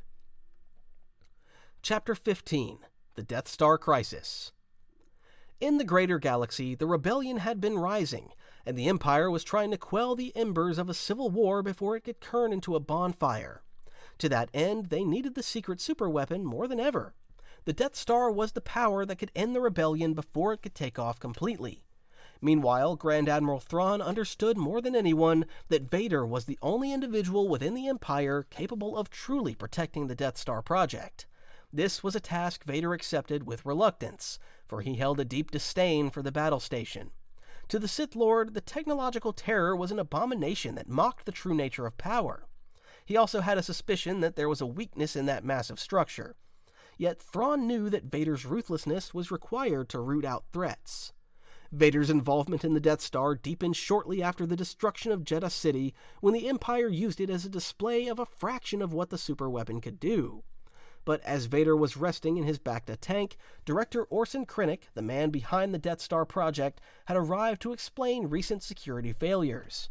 During their brief audience, Vader commanded Krennic to ensure the treacherous Galen Erso had not compromised the weapon, fearing that his hunches about the Death Star's weakness were true. After all, it was only logical that the engineer who wasn't aware that he was building a weapon for the longest time might deliberately sabotage it. Soon after his meeting with Krennic, though, he was informed that the Rebellion fleet, in one of their greatest displays of power, had gathered above the tropical world of Scarif. Rebel spies had infiltrated the security complex to steal the Death Star's blueprints. Vader immediately left for Scarif on his Star Destroyer. The same for Tarkin aboard the Death Star. This was their chance to destroy the Rebellion. Aboard the Devastator, Vader's flagship Star Destroyer, he arrived just in time while the battle was still on. As the Rebel fleet attempted to flee with the stolen plans, Vader boarded their lead vessel in order to get the plans himself. They were too important to be left in the hands of the rebels despite his disdain for the Death Star.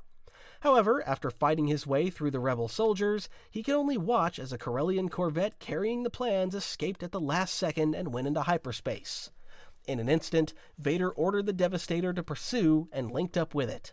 They managed to chase it down to the desert planet of Tatooine, where the Devastator quickly overtook the smaller vessel. Vader's troops stormed the ship, and the Sith Lord then boarded the vessel himself, demanding the location of the plans. However, despite his best efforts, none of the crew members revealed their location to him. Then the Princess of Alderaan, Leia, was brought before Vader. Just before her capture, she managed to hide the plans with the droids R2-D2 and C-3PO and sent them in an escape pod down to the surface. She feigned outrage at Vader, claiming diplomatic immunity as a member of the Imperial Senate. But Vader obviously knew that she was lying, branding her a traitor and a member of the Rebel Alliance. He ordered his commander to send a detachment to the surface to retrieve the plans, while he took the princess into custody. On the journey back to the Death Star, Vader informed Leia that the Emperor had dissolved the Imperial Senate, leaving her with no political shield. Upon arrival at the battle station, she was thrown into a detention cell. Vader then joined Grand Moff Tarkin in a conference room filled with the Empire's high command. An arrogant Admiral Motti dared to mock Vader's devotion to the Force, calling it an ancient religion. Vader responded by constricting Motti's windpipe with his mind, only releasing him when Tarkin intervened.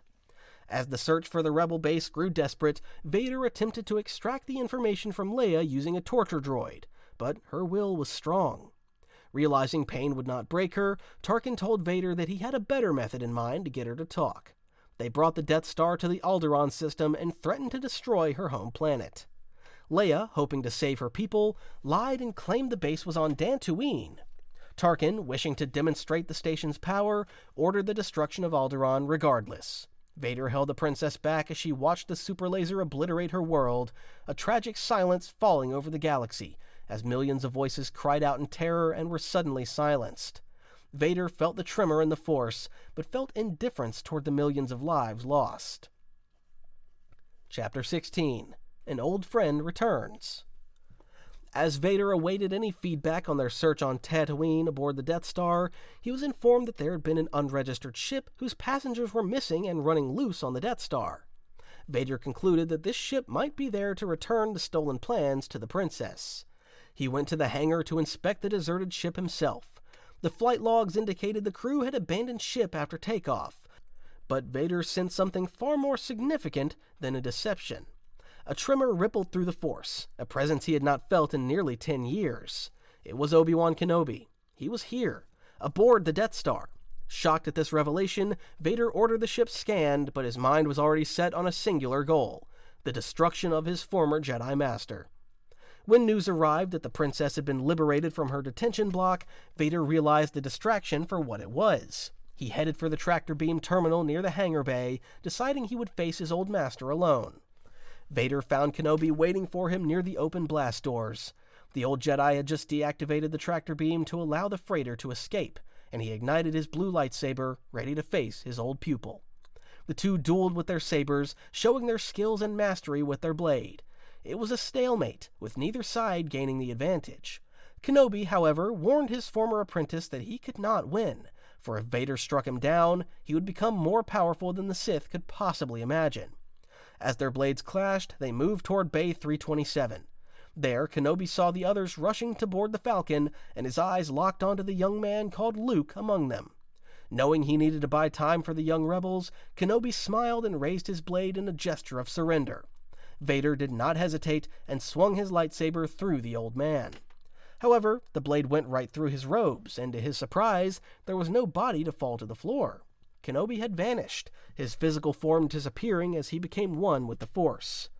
Confused at the sight, Vader stomped on the empty brown robes. His attention then turned toward the fleeing rebels, but the hangar doors slammed shut as the Falcon blessed its way out of the hangar.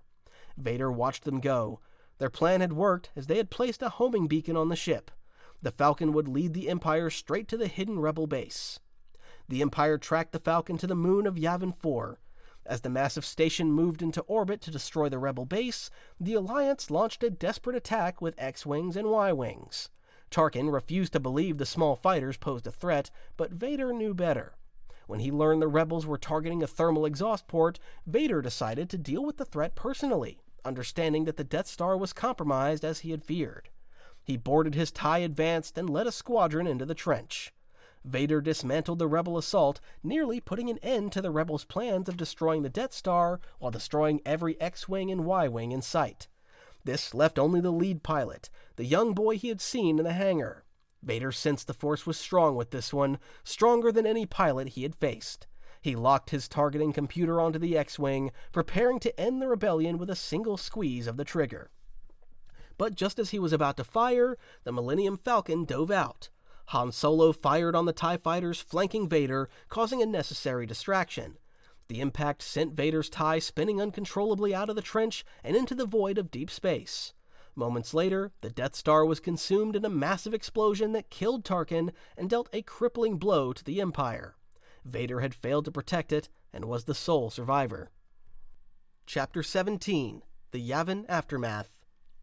The destruction of the Death Star forced Darth Vader to find refuge elsewhere as his TIE crashed on Val.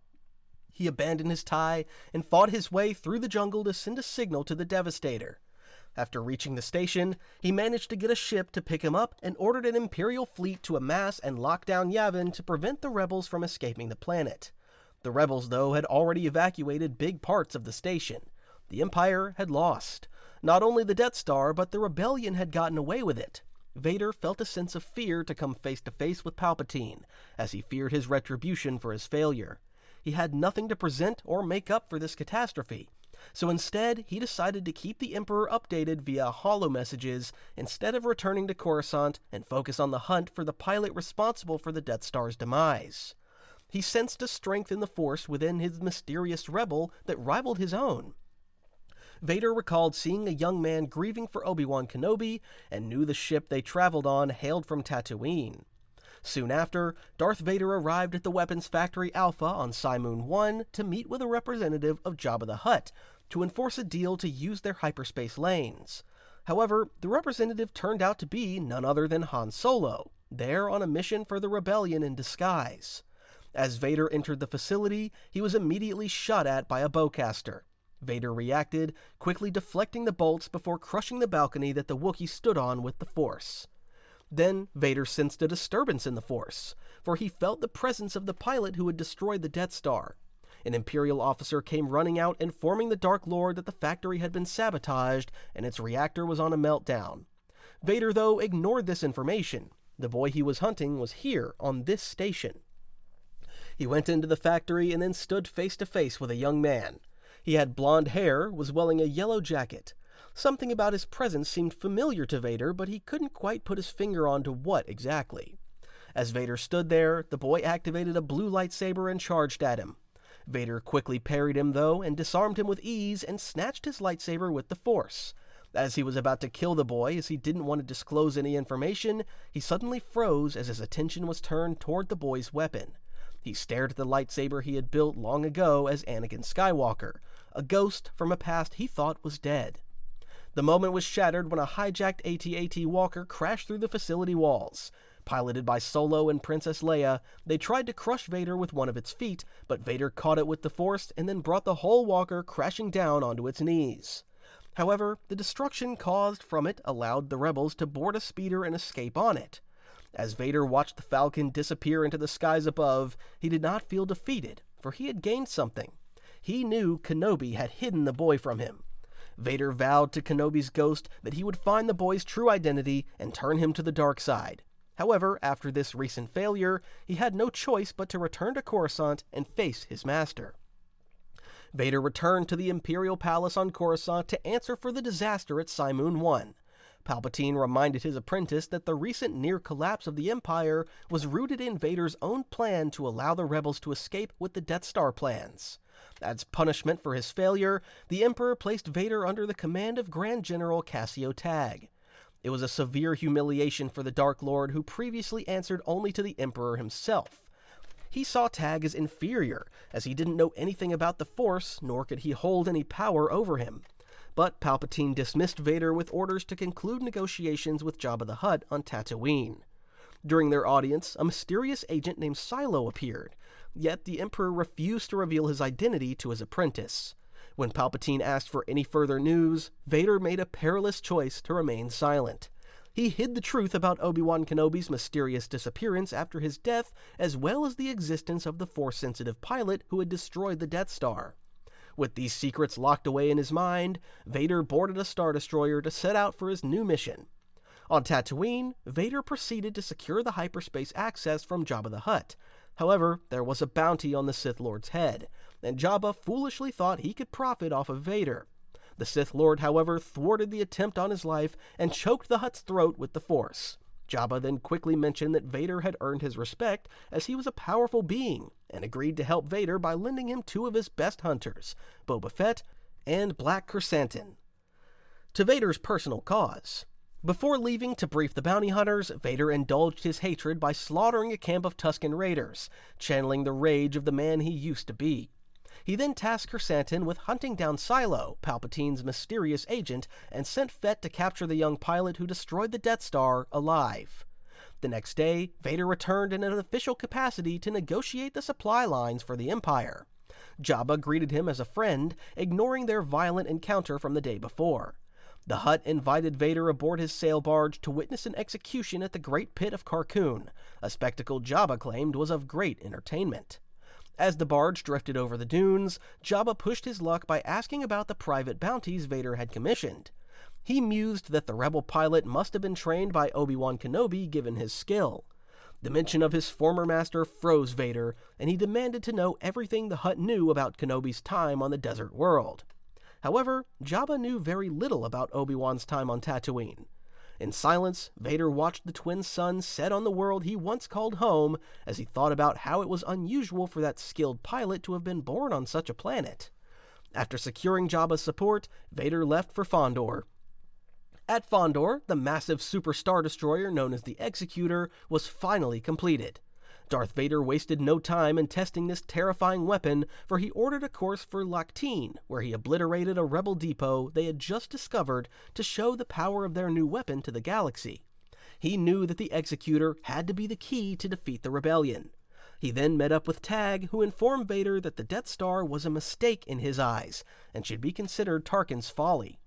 But Vader debunked Tag as he felt that Tarkin at least had a vision which Tag missed dearly. Tag was someone who felt that they shouldn't focus the Empire's resources on just one powerful weapon like the Death Star or Vader himself, but rather build up a broader army. Vader looked at Tag curiously and then left for his next mission. There was some truth to what the Grand General spoke. Chapter 18. A Challenge from Palpatine. Vader's main focus, though, was still to find the Force-sensitive pilot who destroyed the Death Star. But first, he was informed by Black Chrysanthemum that he had captured the Imperial agent Silo and was bringing him to Vader. Vader had the sadistic droid 000 interrogate the agent, which led to his death. However, he found out that Silo had built a base that was supposed to create beings to replace Vader. After hearing this, Vader immediately departed for this base. He eventually worked together with Dr. Chelli Iona Afra, an archaeologist, to form a private droid army consisting of commando droids from the Clone Wars to enter heavily guarded factory, as it wasn't really an official matter of the Empire. However, to Vader's surprise, after fighting through several challenges, Silo reappeared in a new body shortly afterward, challenging Vader's place within the Empire. He wanted to achieve this by creating several cybernetic creatures meant to serve as the Sith Lord's replacements. Vader, though, didn't really have the patience to listen to his blabbering. As he was about to strike down Silo 5, though, the Emperor's voice seared through the room. He wanted Vader to face the challenge of Silo's creation. Vader grudgingly accepted and started fighting off these mechanical creations, which weren't unlike the late droid general Grievous formed the Clone Wars. He eventually managed to destroy some of them, but before killing them, Palpatine intervened yet again, saying there was still use in these for the Empire, and ordered one of these cybernetic creations called Carbon to hunt for the pilot who had destroyed the Death Star. Vader condemned Silo's creations as a profane mockery of the Force, but the Emperor rebuked him, reminding Vader that he had failed on Mustafar and left Palpatine no choice but to turn to Silo. As Palpatine departed, he remarked that perhaps in time, Vader might yet prove himself worthy of the name he had been given. In thought about his master's words, Vader went to meet with the bounty hunter Boba Fett aboard the Executor. While Fett failed to capture the rebel, he delivered a name that shattered Vader's reality. The boy who had destroyed the Death Star was named Luke Skywalker. Alone in the cold void of space, the Sith Lord's rage cracked the viewport as he realized the Emperor had lied about Padme and their unborn child. He remembered Padme's pregnancy and was certain that this boy was his son. He contacted his master, yet chose to hide the truth from his master for now. Meanwhile, General Tag sought to crush the criminal underworld, ordering Darth Vader to dismantle the Sontul Pride. Vader succeeded in that mission, only for Tag to notice that the Sith Lord was oddly distracted by the thoughts of the pilot who destroyed the Death Star. Afra, who had been assigned by Vader to find Skywalker before the cyborg Carbon, confirmed that Padme had been given birth to a son before she died. As she searched the galaxy for Skywalker, Vader had to appease Tag as he went on multiple skirmishes under Tag's orders. His work was interrupted when he learned of Luke Skywalker's location on Vrogus Vas. Driven by obsession, the Sith Lord arrived alone and faced 3 entire Rebel starfighter squadrons. He, however, decimated their ranks, for his skills as a pilot were unmatched. It wasn't until Luke Skywalker crashed his X-Wing into Vader's TIE that Vader was forced to crash land on the surface of Vrogus Vas. The Alliance saw a chance to kill him, and thus sent out several Rebel troops in hopes to kill Vader. However, Vader slaughtered each and every single one of the Rebels until he stood in front of Leia Organa. She had called in an airstrike on her own position in hopes of killing Vader, but their confrontation was cut short when suddenly Vader was attacked by the cyborg Carbon, who had tracked Skywalker to Vrogus Vas as well. Wanting to gain the glory of capturing Luke, a duel ensued where Vader eventually killed the cyborg. However, Leia and Luke had both escaped by that time. Vader was once again back to ground zero. Chapter 19. Tying Up Loose Ends. At the shipyards of Kuat, Vader met with his master aboard the Executor. Palpatine revealed that the scientist Silo had outlived his usefulness and needed to be purged as he had grown too powerful for Palpatine's liking. Vader was gleeful at the chance to kill the scientist, thus went to hunt him down. After defeating a cybernetically enhanced Rancor, Vader stood in front of Silo, but the rival played his final card by activating a remote that instantly deactivated Vader's life support suit. The Dark Lord collapsed as his cybernetics failed him. Suddenly, a Force vision was granted to him as he felt his body failing without the suit's life support. In the vision, he saw Obi-Wan and his younger self on Mustafar. However, this time, he emerged as Darth Vader after being thrown into the lava river by Kenobi and killed him. After Kenobi vanished into thin air, suddenly he had Anakin Skywalker standing in front of him. Vader engaged Anakin and also managed to throw him into the flames of Mustafar. After defeating Anakin, he suddenly heard the voice of Padme, seeing her appear before him and begging him to stay with her. But Vader choked Padme's vision and declared that her husband was dead, finally deciding that he was done trying to reunite with his deceased wife. Then, through the sheer power of his will, Vader forced his paralyzed metal body to move. He ignited his blade and impaled Silo, killing the scientist. He went on to destroy all the clone bodies of the scientist, which he used to upload his mind into Through technology, killing him once and for all. He then returned to Palpatine, who was most pleased with his apprentice. He allowed Vader to execute General Tag for a previous mistake, and then named him Supreme Commander of the Imperial Fleet. Following the demise of Silo, Vader commanded Sergeant Creel and his Scar Squadron to hunt down young Skywalker. The rebels had hijacked an Imperial destroyer to aid Tureen 7. He warned Creel to capture Luke unharmed, but the boy escaped using the Force. Annoyed with his failure, Vader sought counsel within his fortress regarding the slowing Imperial progress. General Veers provided a crucial insight. He likened the rebellion to weeds that bent safely beneath a storm while rigid trees snapped. This wisdom struck a chord within the Sith Lord, for it echoed the defiant warnings of Princess Leia. He realized the Empire needed to allow their enemies to gather their strength in one place so they could be crushed with a single blow. To enact this grand design, Vader traveled to Shu Torun to confront Queen Trios. Though she pleaded her loyalty, he demanded a treacherous task. She was to infiltrate the rebellion and aid them in assembling a massive fleet. The plan was to let them build hope and power, only for Vader to obliterate it all when they were most vulnerable. She accepted her role as a pawn in Vader's game. Queen Trios successfully deceived Leia Organa into trusting her before springing a trap at the Makota space docks. When Vader arrived, he ordered the destruction of General Willard's flagship, the Yavin's Hope. The Imperial fleet obliterated the vessel, and Vader declared that their true target was Hope itself. As the rebels scrambled to bypass the sabotage, Han Solo arrived in the Millennium Falcon to aid the crippled fleet. Vader wasted no time entering the fray in his TIE Advanced, pursuing the freighter through the chaos and nearly destroying it until he was forced to return to his flagship to intercept intruders. Rebel forces had boarded the Executor, and the Sith Lord cut through them. He executed Rebel General Draven, but just barely missed capturing Princess Leia, who managed to steal a TIE fighter to escape his grasp. Though a remnant of the Rebel fleet managed to scatter and retreat, the engagement was a devastating blow to the Alliance. Vader contacted the Emperor, assuring his master that the rebellion's defeat was inevitable. Then, Vader had to turn his attention to another loose end, Dr. Aphra. As useful as she was in providing Vader information and eliminating any rival to the Sith's power, she was still a liability, for she knew about Vader's motives and Luke's identity. However, she managed to evade his capture and went into hiding. It didn't really matter to Vader, though, as he had more pressing matters at hand. Chapter 20. The Empire Strikes Back. 3 years had passed since the Death Star's destruction. The Executor drifted silently through the Juris sector. A probe droid sent to the desolate and icy Hoth system reported signs of life, but Admiral Ozzel foolishly dismissed the data as nothing more than smugglers or a false lead.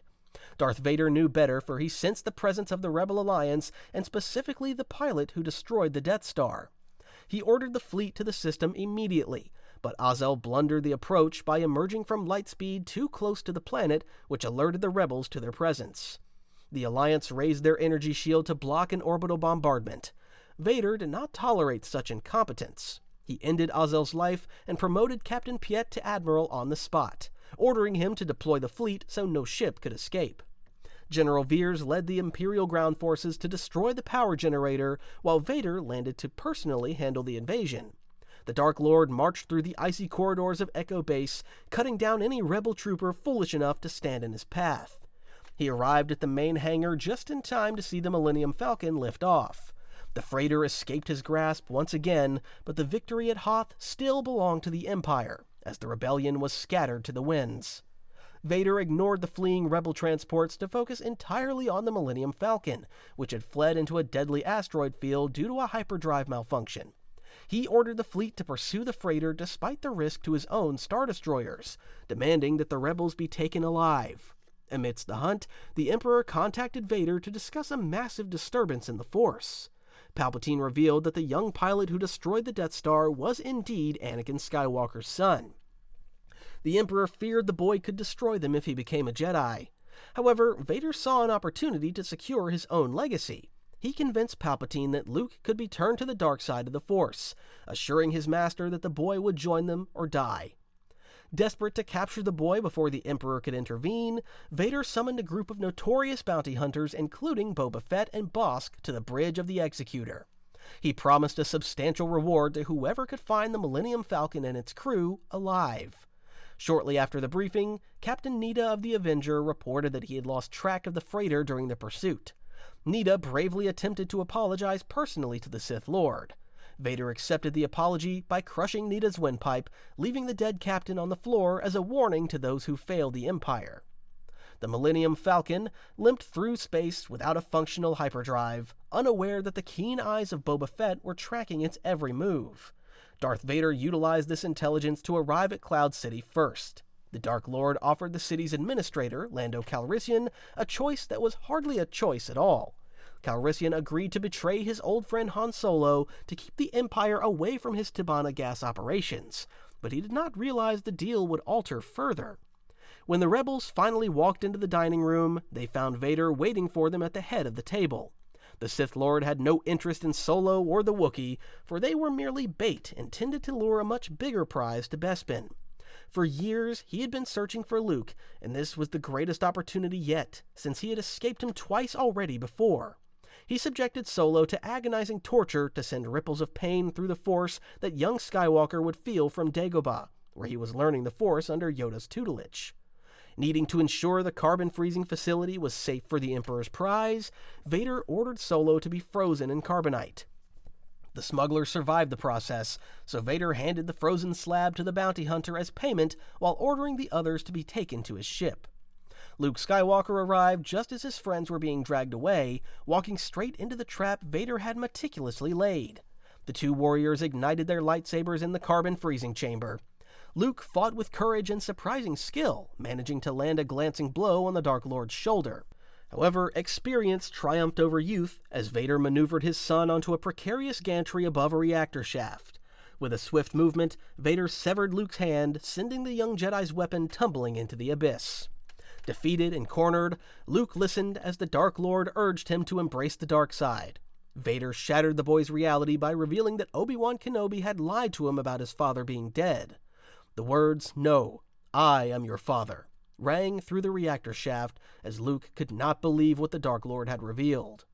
At the same time, the revelation was a twisted olive branch, an offer to destroy the Emperor and bring order to the galaxy as father and son. Gone were the days where Vader had to rely on someone external like Galen Merrick. This was his son, his own flesh and blood. What better apprentice could he hope for? But the light within Luke was too strong to be extinguished by the temptation of power. Rather than taking his father's hand, Skywalker let go of the railing and plummeted into the ventilation shaft. With Leia sensing Luke's presence through the Force, the Millennium Falcon swooped in to save the falling Jedi, sparking a desperate chase as the rebels attempted to flee the system. Vader stood on the bridge of the Executor, reaching out through the Force to the fleeing ship, calling Luke his son one last time. Meanwhile, R2-D2 repaired the hyperdrive just in time, allowing the rebels to vanish into hyperspace. As the rebels escaped, Vader stared silently out the viewport, a sense of sadness overcoming him. His son had decided to resist him, rather killing himself than joining in. With that, he turned away from the window to the joy of Admiral Piet, who expected to be executed for failing to capture the fleeing Falcon. Chapter 21, The Bespin Aftermath. Following the escape of the Millennium Falcon, Darth Vader was consumed by a singular obsession to locate the son who had been hidden from him for decades. He boarded a shuttle with a squad of death troopers and a forensics droid named Z-67, traveling back to the sands of Tatooine. There, he visited the Lars homestead to scour the burnt remains for clues about Luke's upbringing, a journey that forced him to recall the painful memory of his mother's funeral. He eventually returned to Coruscant to investigate Padme Amidala's apartment, where his droid discovered a transmitter that pointed them toward the planet Vindaxa. Even when Emperor Palpatine ordered him to hunt down the scattered rebel fleet, Vader refused to abandon his personal quest. Instead, he assigned the task to Commander Elian Zara, a protege of Tarkin, warning her that he would tolerate no failure. Vader's path was a violent one, marked by his intolerance for deception. When he encountered a man in a cantina falsely claiming to be Luke Skywalker, Vader killed the imposter to send a message that anyone claiming the name would answer for the crimes against the Empire. Upon arriving on Vindaxa, Vader was confronted by a face from its past. It was Sabe, the former handmaiden who bore an exact likeness to Padme Amidala. Though she believed Vader had murdered her queen, she agreed to an uneasy alliance to uncover the true circumstances of Padme's death. Together, they traveled to Naboo and braved the depths of its oceans and a resistance group. Vader cut through the resistance, eventually defeating the surviving handmaidens who tried to bar his entry into Padme's tomb. Inside the tomb, he found a medical implant that traced back to an asteroid base named Polis Massa. Vader traveled there and massacred the remaining Amidalans who tried to stop him, clearing his path to the maternity ward where his wife had died. He accessed the damaged memory banks of a medicine machine to watch a recording of Padme's final moments. He saw Obi-Wan Kenobi by her side, but it was her final words that struck the Sith Lord harder than any lightsaber. She insisted with her dying breath that there was still good in him. Vader was left with the haunting knowledge that she had died believing he could be saved. Meanwhile, his master was not pleased. Upon discovering Vader's personal quest, the Emperor summoned his apprentice to the Imperial Palace, where he sensed grief within him. Sidious unleashed his fury through Force lightning to reteach the dark side to his wayward pupil. Though Vader attempted to resist, he was overwhelmed by the Emperor's guards and Mas Amedda before Sidious crushed his spirit and ravaged his mechanical body. The Master stripped the apprentice of his limbs and left him battered on the volcanic shores of Mustafar, the very place Obi-Wan had once abandoned him to the flames. Commanded to rebuild himself without the aid of the Force, Vader crawled toward the abandoned Separatist facility, fueling his body with pure rage. Inside the ruins, amidst the rotting corpse of Newt Gunray, Vader fixed his damaged cybernetics with any part he could salvage. After besting a Sith assassin Palpatine sent after him, he repaired his old Jedi interceptor using scavenged parts and left the Mustafar system. Chapter 22, The Dark Lord and the Handmaiden. Darth Vader's duty as the Emperor's iron fist in the middle of the rebellion manifested when he destroyed the Hutt Council and the Crimson Dawn, two factions whose powers were starting to rival the Empire. However, while he would have preferred to seek his son, the hunt for the Crimson Dawn led him to Sabe yet again. The Handmaiden was a member of Crimson Dawn but had been taken by the Dark Lord. Sabe told the truth. She would never join the Empire but wanted the same thing Vader wanted: order. Meanwhile, as the Empire rooted out the Crimson Dawn, the Dark Lord asked Sabe if she was afraid of him. The handmaiden's next words shocked him, for she said that she would never be afraid of the man who was once Anakin Skywalker. The Sith Lord tried to keep his composure, telling Sabe that Anakin was dead.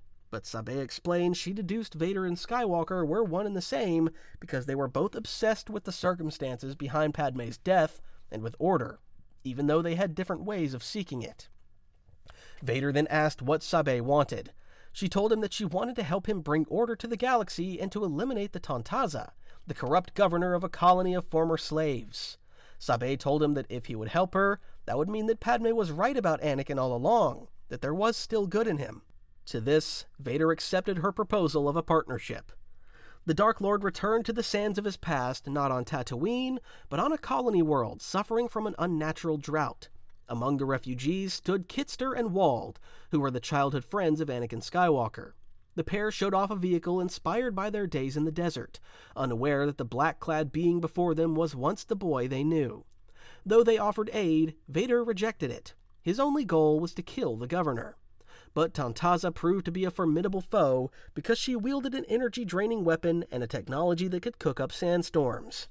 As her back was forced up against the wall, the governor unleashed her sand weapon, forcing Vader to pilot a pod racer once more. He found Kitster and Sabe trapped beneath heavy debris. Vader then ordered Admiral Piet to fire the Executor's turbo lasers directly on their position. The orbital bombardment incinerated the storm and freed them. Then Vader marched upon the governor's facility. He confronted Tantaza in her armored suit and destroyed her weaponry before she fled the exploding fortress. Battered and drained of power, Vader relied on Sabe to restore his life support suit. It was then they discovered the cruel truth that Tantaza had been acting on orders from Emperor Palpatine himself. Sabe smiled, for she believed she saw a flicker of the Jedi hero within the Sith armor because he had saved her life. Upon returning to his own ship, Vader shattered his bacta-tank in a rage, refusing to accept that any good remained within him. He turned his sights to new missions and gathered a team of mercenaries, including the cyborg Baylor Valance. He repaired Valance with the Force and warned the hunters to serve him well. Sabe advised him to confront his problems directly, just as he always did. However, Vader stood ready to enforce his will, proving that while Anakin Skywalker's past lingered, Darth Vader's power was absolute. Following the Handmaiden's counsel, Vader and Sabe marched into the Imperial Palace to face the Emperor. Sidious tested his apprentice's resolve, mocking the Dark Lord's lingering connection to his past life as Anakin Skywalker through Sabe. Vader held her aloft with the Force, but ultimately released her, allowing the former handmaiden to prove her worth by defeating the Emperor's royal guards in combat. Sidious was amused by her skill and permitted her to continue serving as Vader's agent. Their next crusade took them to Skako Minor, where Jewel Tamber plotted an uprising against Imperial rule. The revolutionary had studied Vader's combat history through salvage droids and believed he possessed the knowledge to defeat the Sith Lord. Upon landing on the poisonous world, Vader slaughtered aggressive wildlife and pirates with his usual ruthlessness, but Sabe hesitated and allowed one pirate to flee. When Vader questioned her mercy, she confessed that she no longer knew who deserved it. Vader reminded her that she was his shadow. After his missions on Skako Minor, Vader returned to his meditations aboard the Executor. He reflected on the words of Obi-Wan Kenobi regarding the absolutes of the Sith, yet he needed to ensure his own allies were absolute in their loyalty. He summoned the woman he believed to be Sabe to his chambers, where he ordered the woman to execute 2 loose-lipped stormtroopers. When she hesitated and merely wounded the soldiers during a struggle, Vader knew the truth. This was not Sabe, but rather Dorme, another of Padme's handmaidens. He choked her with the Force and demanded the truth about Sabe's location. Vader took Dorme to the planet Fadal, where her sisters Ertie Sashay and Rabe attempted to ambush the Sith Lord. But their efforts were cut short by a transmission from Jewel Tamber. Their Skakoan revolutionary had captured the real Sabe on Brental 4 and threatened to slaughter innocent refugees if Vader did not come for him. Seeing a common enemy, the handmaidens reluctantly agreed to join forces with the man they hated most. Upon arrival on Brental 4, Vader found himself reflecting on his past on Mustafar and his desire to recreate the outcome he always wanted with Padme. But the reality of war offered no time for sentimentality as Tambor attacked. Vader, however, found an opening to slip into Tambur's ship.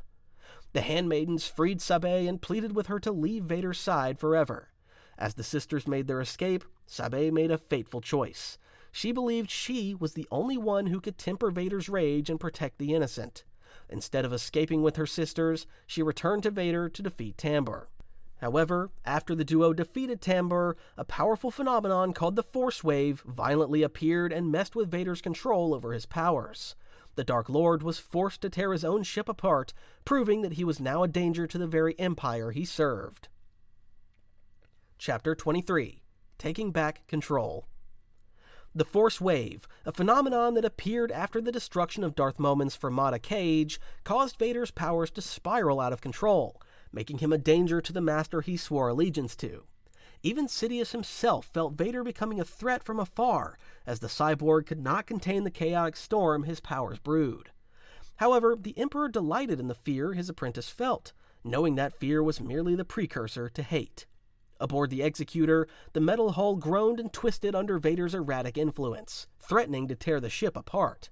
Sabe saw the danger and made the hard choice to seal the corridor, effectively casting the Sith Lord out into the cold vacuum of space to save the crew. But even the void could not silence Palpatine's voice, which urged Vader to decide if his hatred would become his power or his suffering. Sabe refused to let the man she once knew as Anakin Skywalker die, so she recovered his floating form with a shuttle. Her mercy was met with destruction, as Vader's unstable connection to the Force tore their vessel apart and forced a crash landing on a desolate, uninhabited island. They survived the fall, but Vader was desperate to regain control and demanded solitude as he carved a path of ruin through the landscape. Sabe persisted, believing that the light of Anakin still flickered beneath the black armor, and she offered him a chance to finally control his own destiny away from the Emperor's strings. In response to her pleas, Vader seized Sabe and forced her into a waking nightmare, a vision meant to test her spirit. He showed her a twisted future where she served the Empire, but he also revealed the darkness within himself by slaughtering phantoms of Padme and his hidden son Luke within that dreamscape. He offered her the same choice Sidious had offered him, demanding she embrace hatred to gain power or face death. But Sabe looked into the abyss and refused to blink, rejecting his path of hate and denying the darkness he wanted her to share. With his offer spurned, Vader used the Force to fling Sabe into the ocean, ending their alliance and ending the person who resembled his wife the most. He shall no longer give in to his temptation. Alone once more, the Sith Lord dragged the wreckage of the shuttle to fashion a primitive electrostaff and shield for his broken body. A group of opportunistic mercenaries arrived soon after, believing the rumors that Vader was crippled and powerless against their superior numbers. They underestimated the monster standing on the beach, for he crushed them with the dark side. As he stood over the burning wreckage, Darth Vader confirmed the lesson Palpatine had taught him, proving that as long as he held on to his hatred, he would always command absolute power. Alone once more, Vader's darkness led him on solitary missions that fueled his hatred. But the only way to truly fuel his rage was to sever his ties with his former self yet again. His crusade against his past later took him to Naboo to destroy the memory of his late wife. Determined to sever his connection to Padme, he ravaged the lakeside retreat where they once fell in love, allowing floodwaters to ruin the structure. He slaughtered anyone who dared speak her name, terrifying the locals who saw him as a spirit of death before leaving Naboo. Chapter 24. Redemption. Nearly 24 years since orchestrating the downfall of the Jedi Order and the birth of the Empire, Sith Lord had resigned himself to a life of eternal servitude, for he believed his master was simply too powerful to overthrow. Vader had tried to plot against Darth Sidious, but those designs had failed, leaving him with the cold certainty that he had no choice but to obey. Together they plotted to turn young Skywalker to the dark side. Vader believed they would form a dark triad, a twisted family of power, yet he was blind to the truth that Sidious intended to replace the broken cyborg with the younger, stronger Skywalker. Vader's only desire was to find his son, for he believed Luke had no choice but to serve the Emperor, just as Vader himself was bound to his master's will. To prepare for the final trap against the Rebel Alliance, Vader traveled to the Endor system to ensure the second Death Star was completed on schedule. He terrified Moff Jerjerrod into accelerating the work, warning him that the Emperor was not as forgiving as he was. When the Emperor eventually arrived, he was greeted by legions of troops and a satisfied Vader. However, the Master sensed the conflict within his apprentice, chiding Vader for his impatience to find young Skywalker. During this time of construction, whispers circulated regarding an Imperial engineer named Acklin. It was said that Acklin stole a Sith ring from Palpatine's private collection to resurrect dead workers as zombies to meet the strict deadlines.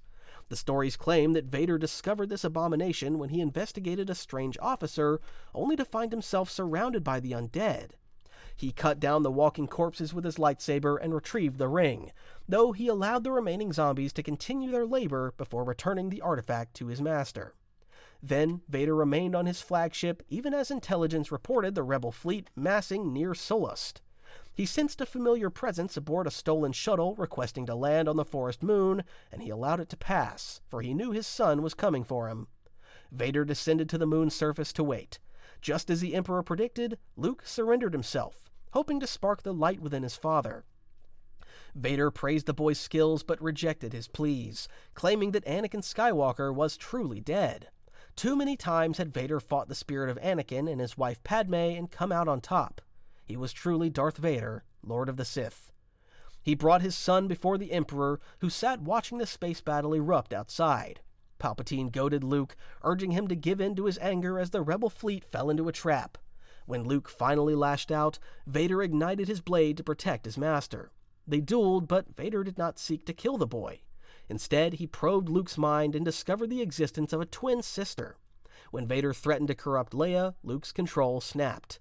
The young Jedi attacked with a fury that overwhelmed Vader, battering him down until he severed Vader's mechanical hand. The Emperor laughed, commanding Luke to kill his father and take his place. But Luke looked at his own mechanical hand and realized he was becoming the very thing he fought against. He threw his weapon aside and declared himself a Jedi. Enraged, Palpatine unleashed torrents of Force lightning, torturing the boy. Luke begged his father for help. Vader looked at his suffering son and then at the master he had served for decades. He remembered a similar choice he made involving Mace Windu 23 years prior, but this time he chose differently. Anakin Skywalker's spirit returned, motivated to save the people he loved. With that determination, he lifted the Emperor with his mechanical arms, crushing the Emperor's bones and holding on as tight as possible while lightning struck at his suit. He walked forwards and then tossed the Sith down the reactor shaft. As he hung onto the railing, he watched as his master fell down the shaft before exploding into a million pieces. He had killed Palpatine. In his final act, the redeemed Jedi ended the Sith and fulfilled his destiny. The words of Obi-Wan came back to Anakin. He was the one to destroy the Sith, and finally he had done it. He knew now who he was after going through so much darkness as Vader. He had lived a life full of regret, but now he knew that he had made one right decision. Chapter 25. The Chosen One. As the Rebel Alliance struck the final blow against the second Death Star, celebrations erupted across the galaxy. Anakin Skywalker was no longer the Empire's enforcer known as Vader, and he was dragged by his son to a waiting shuttle. Knowing his life was fading, he made one final request.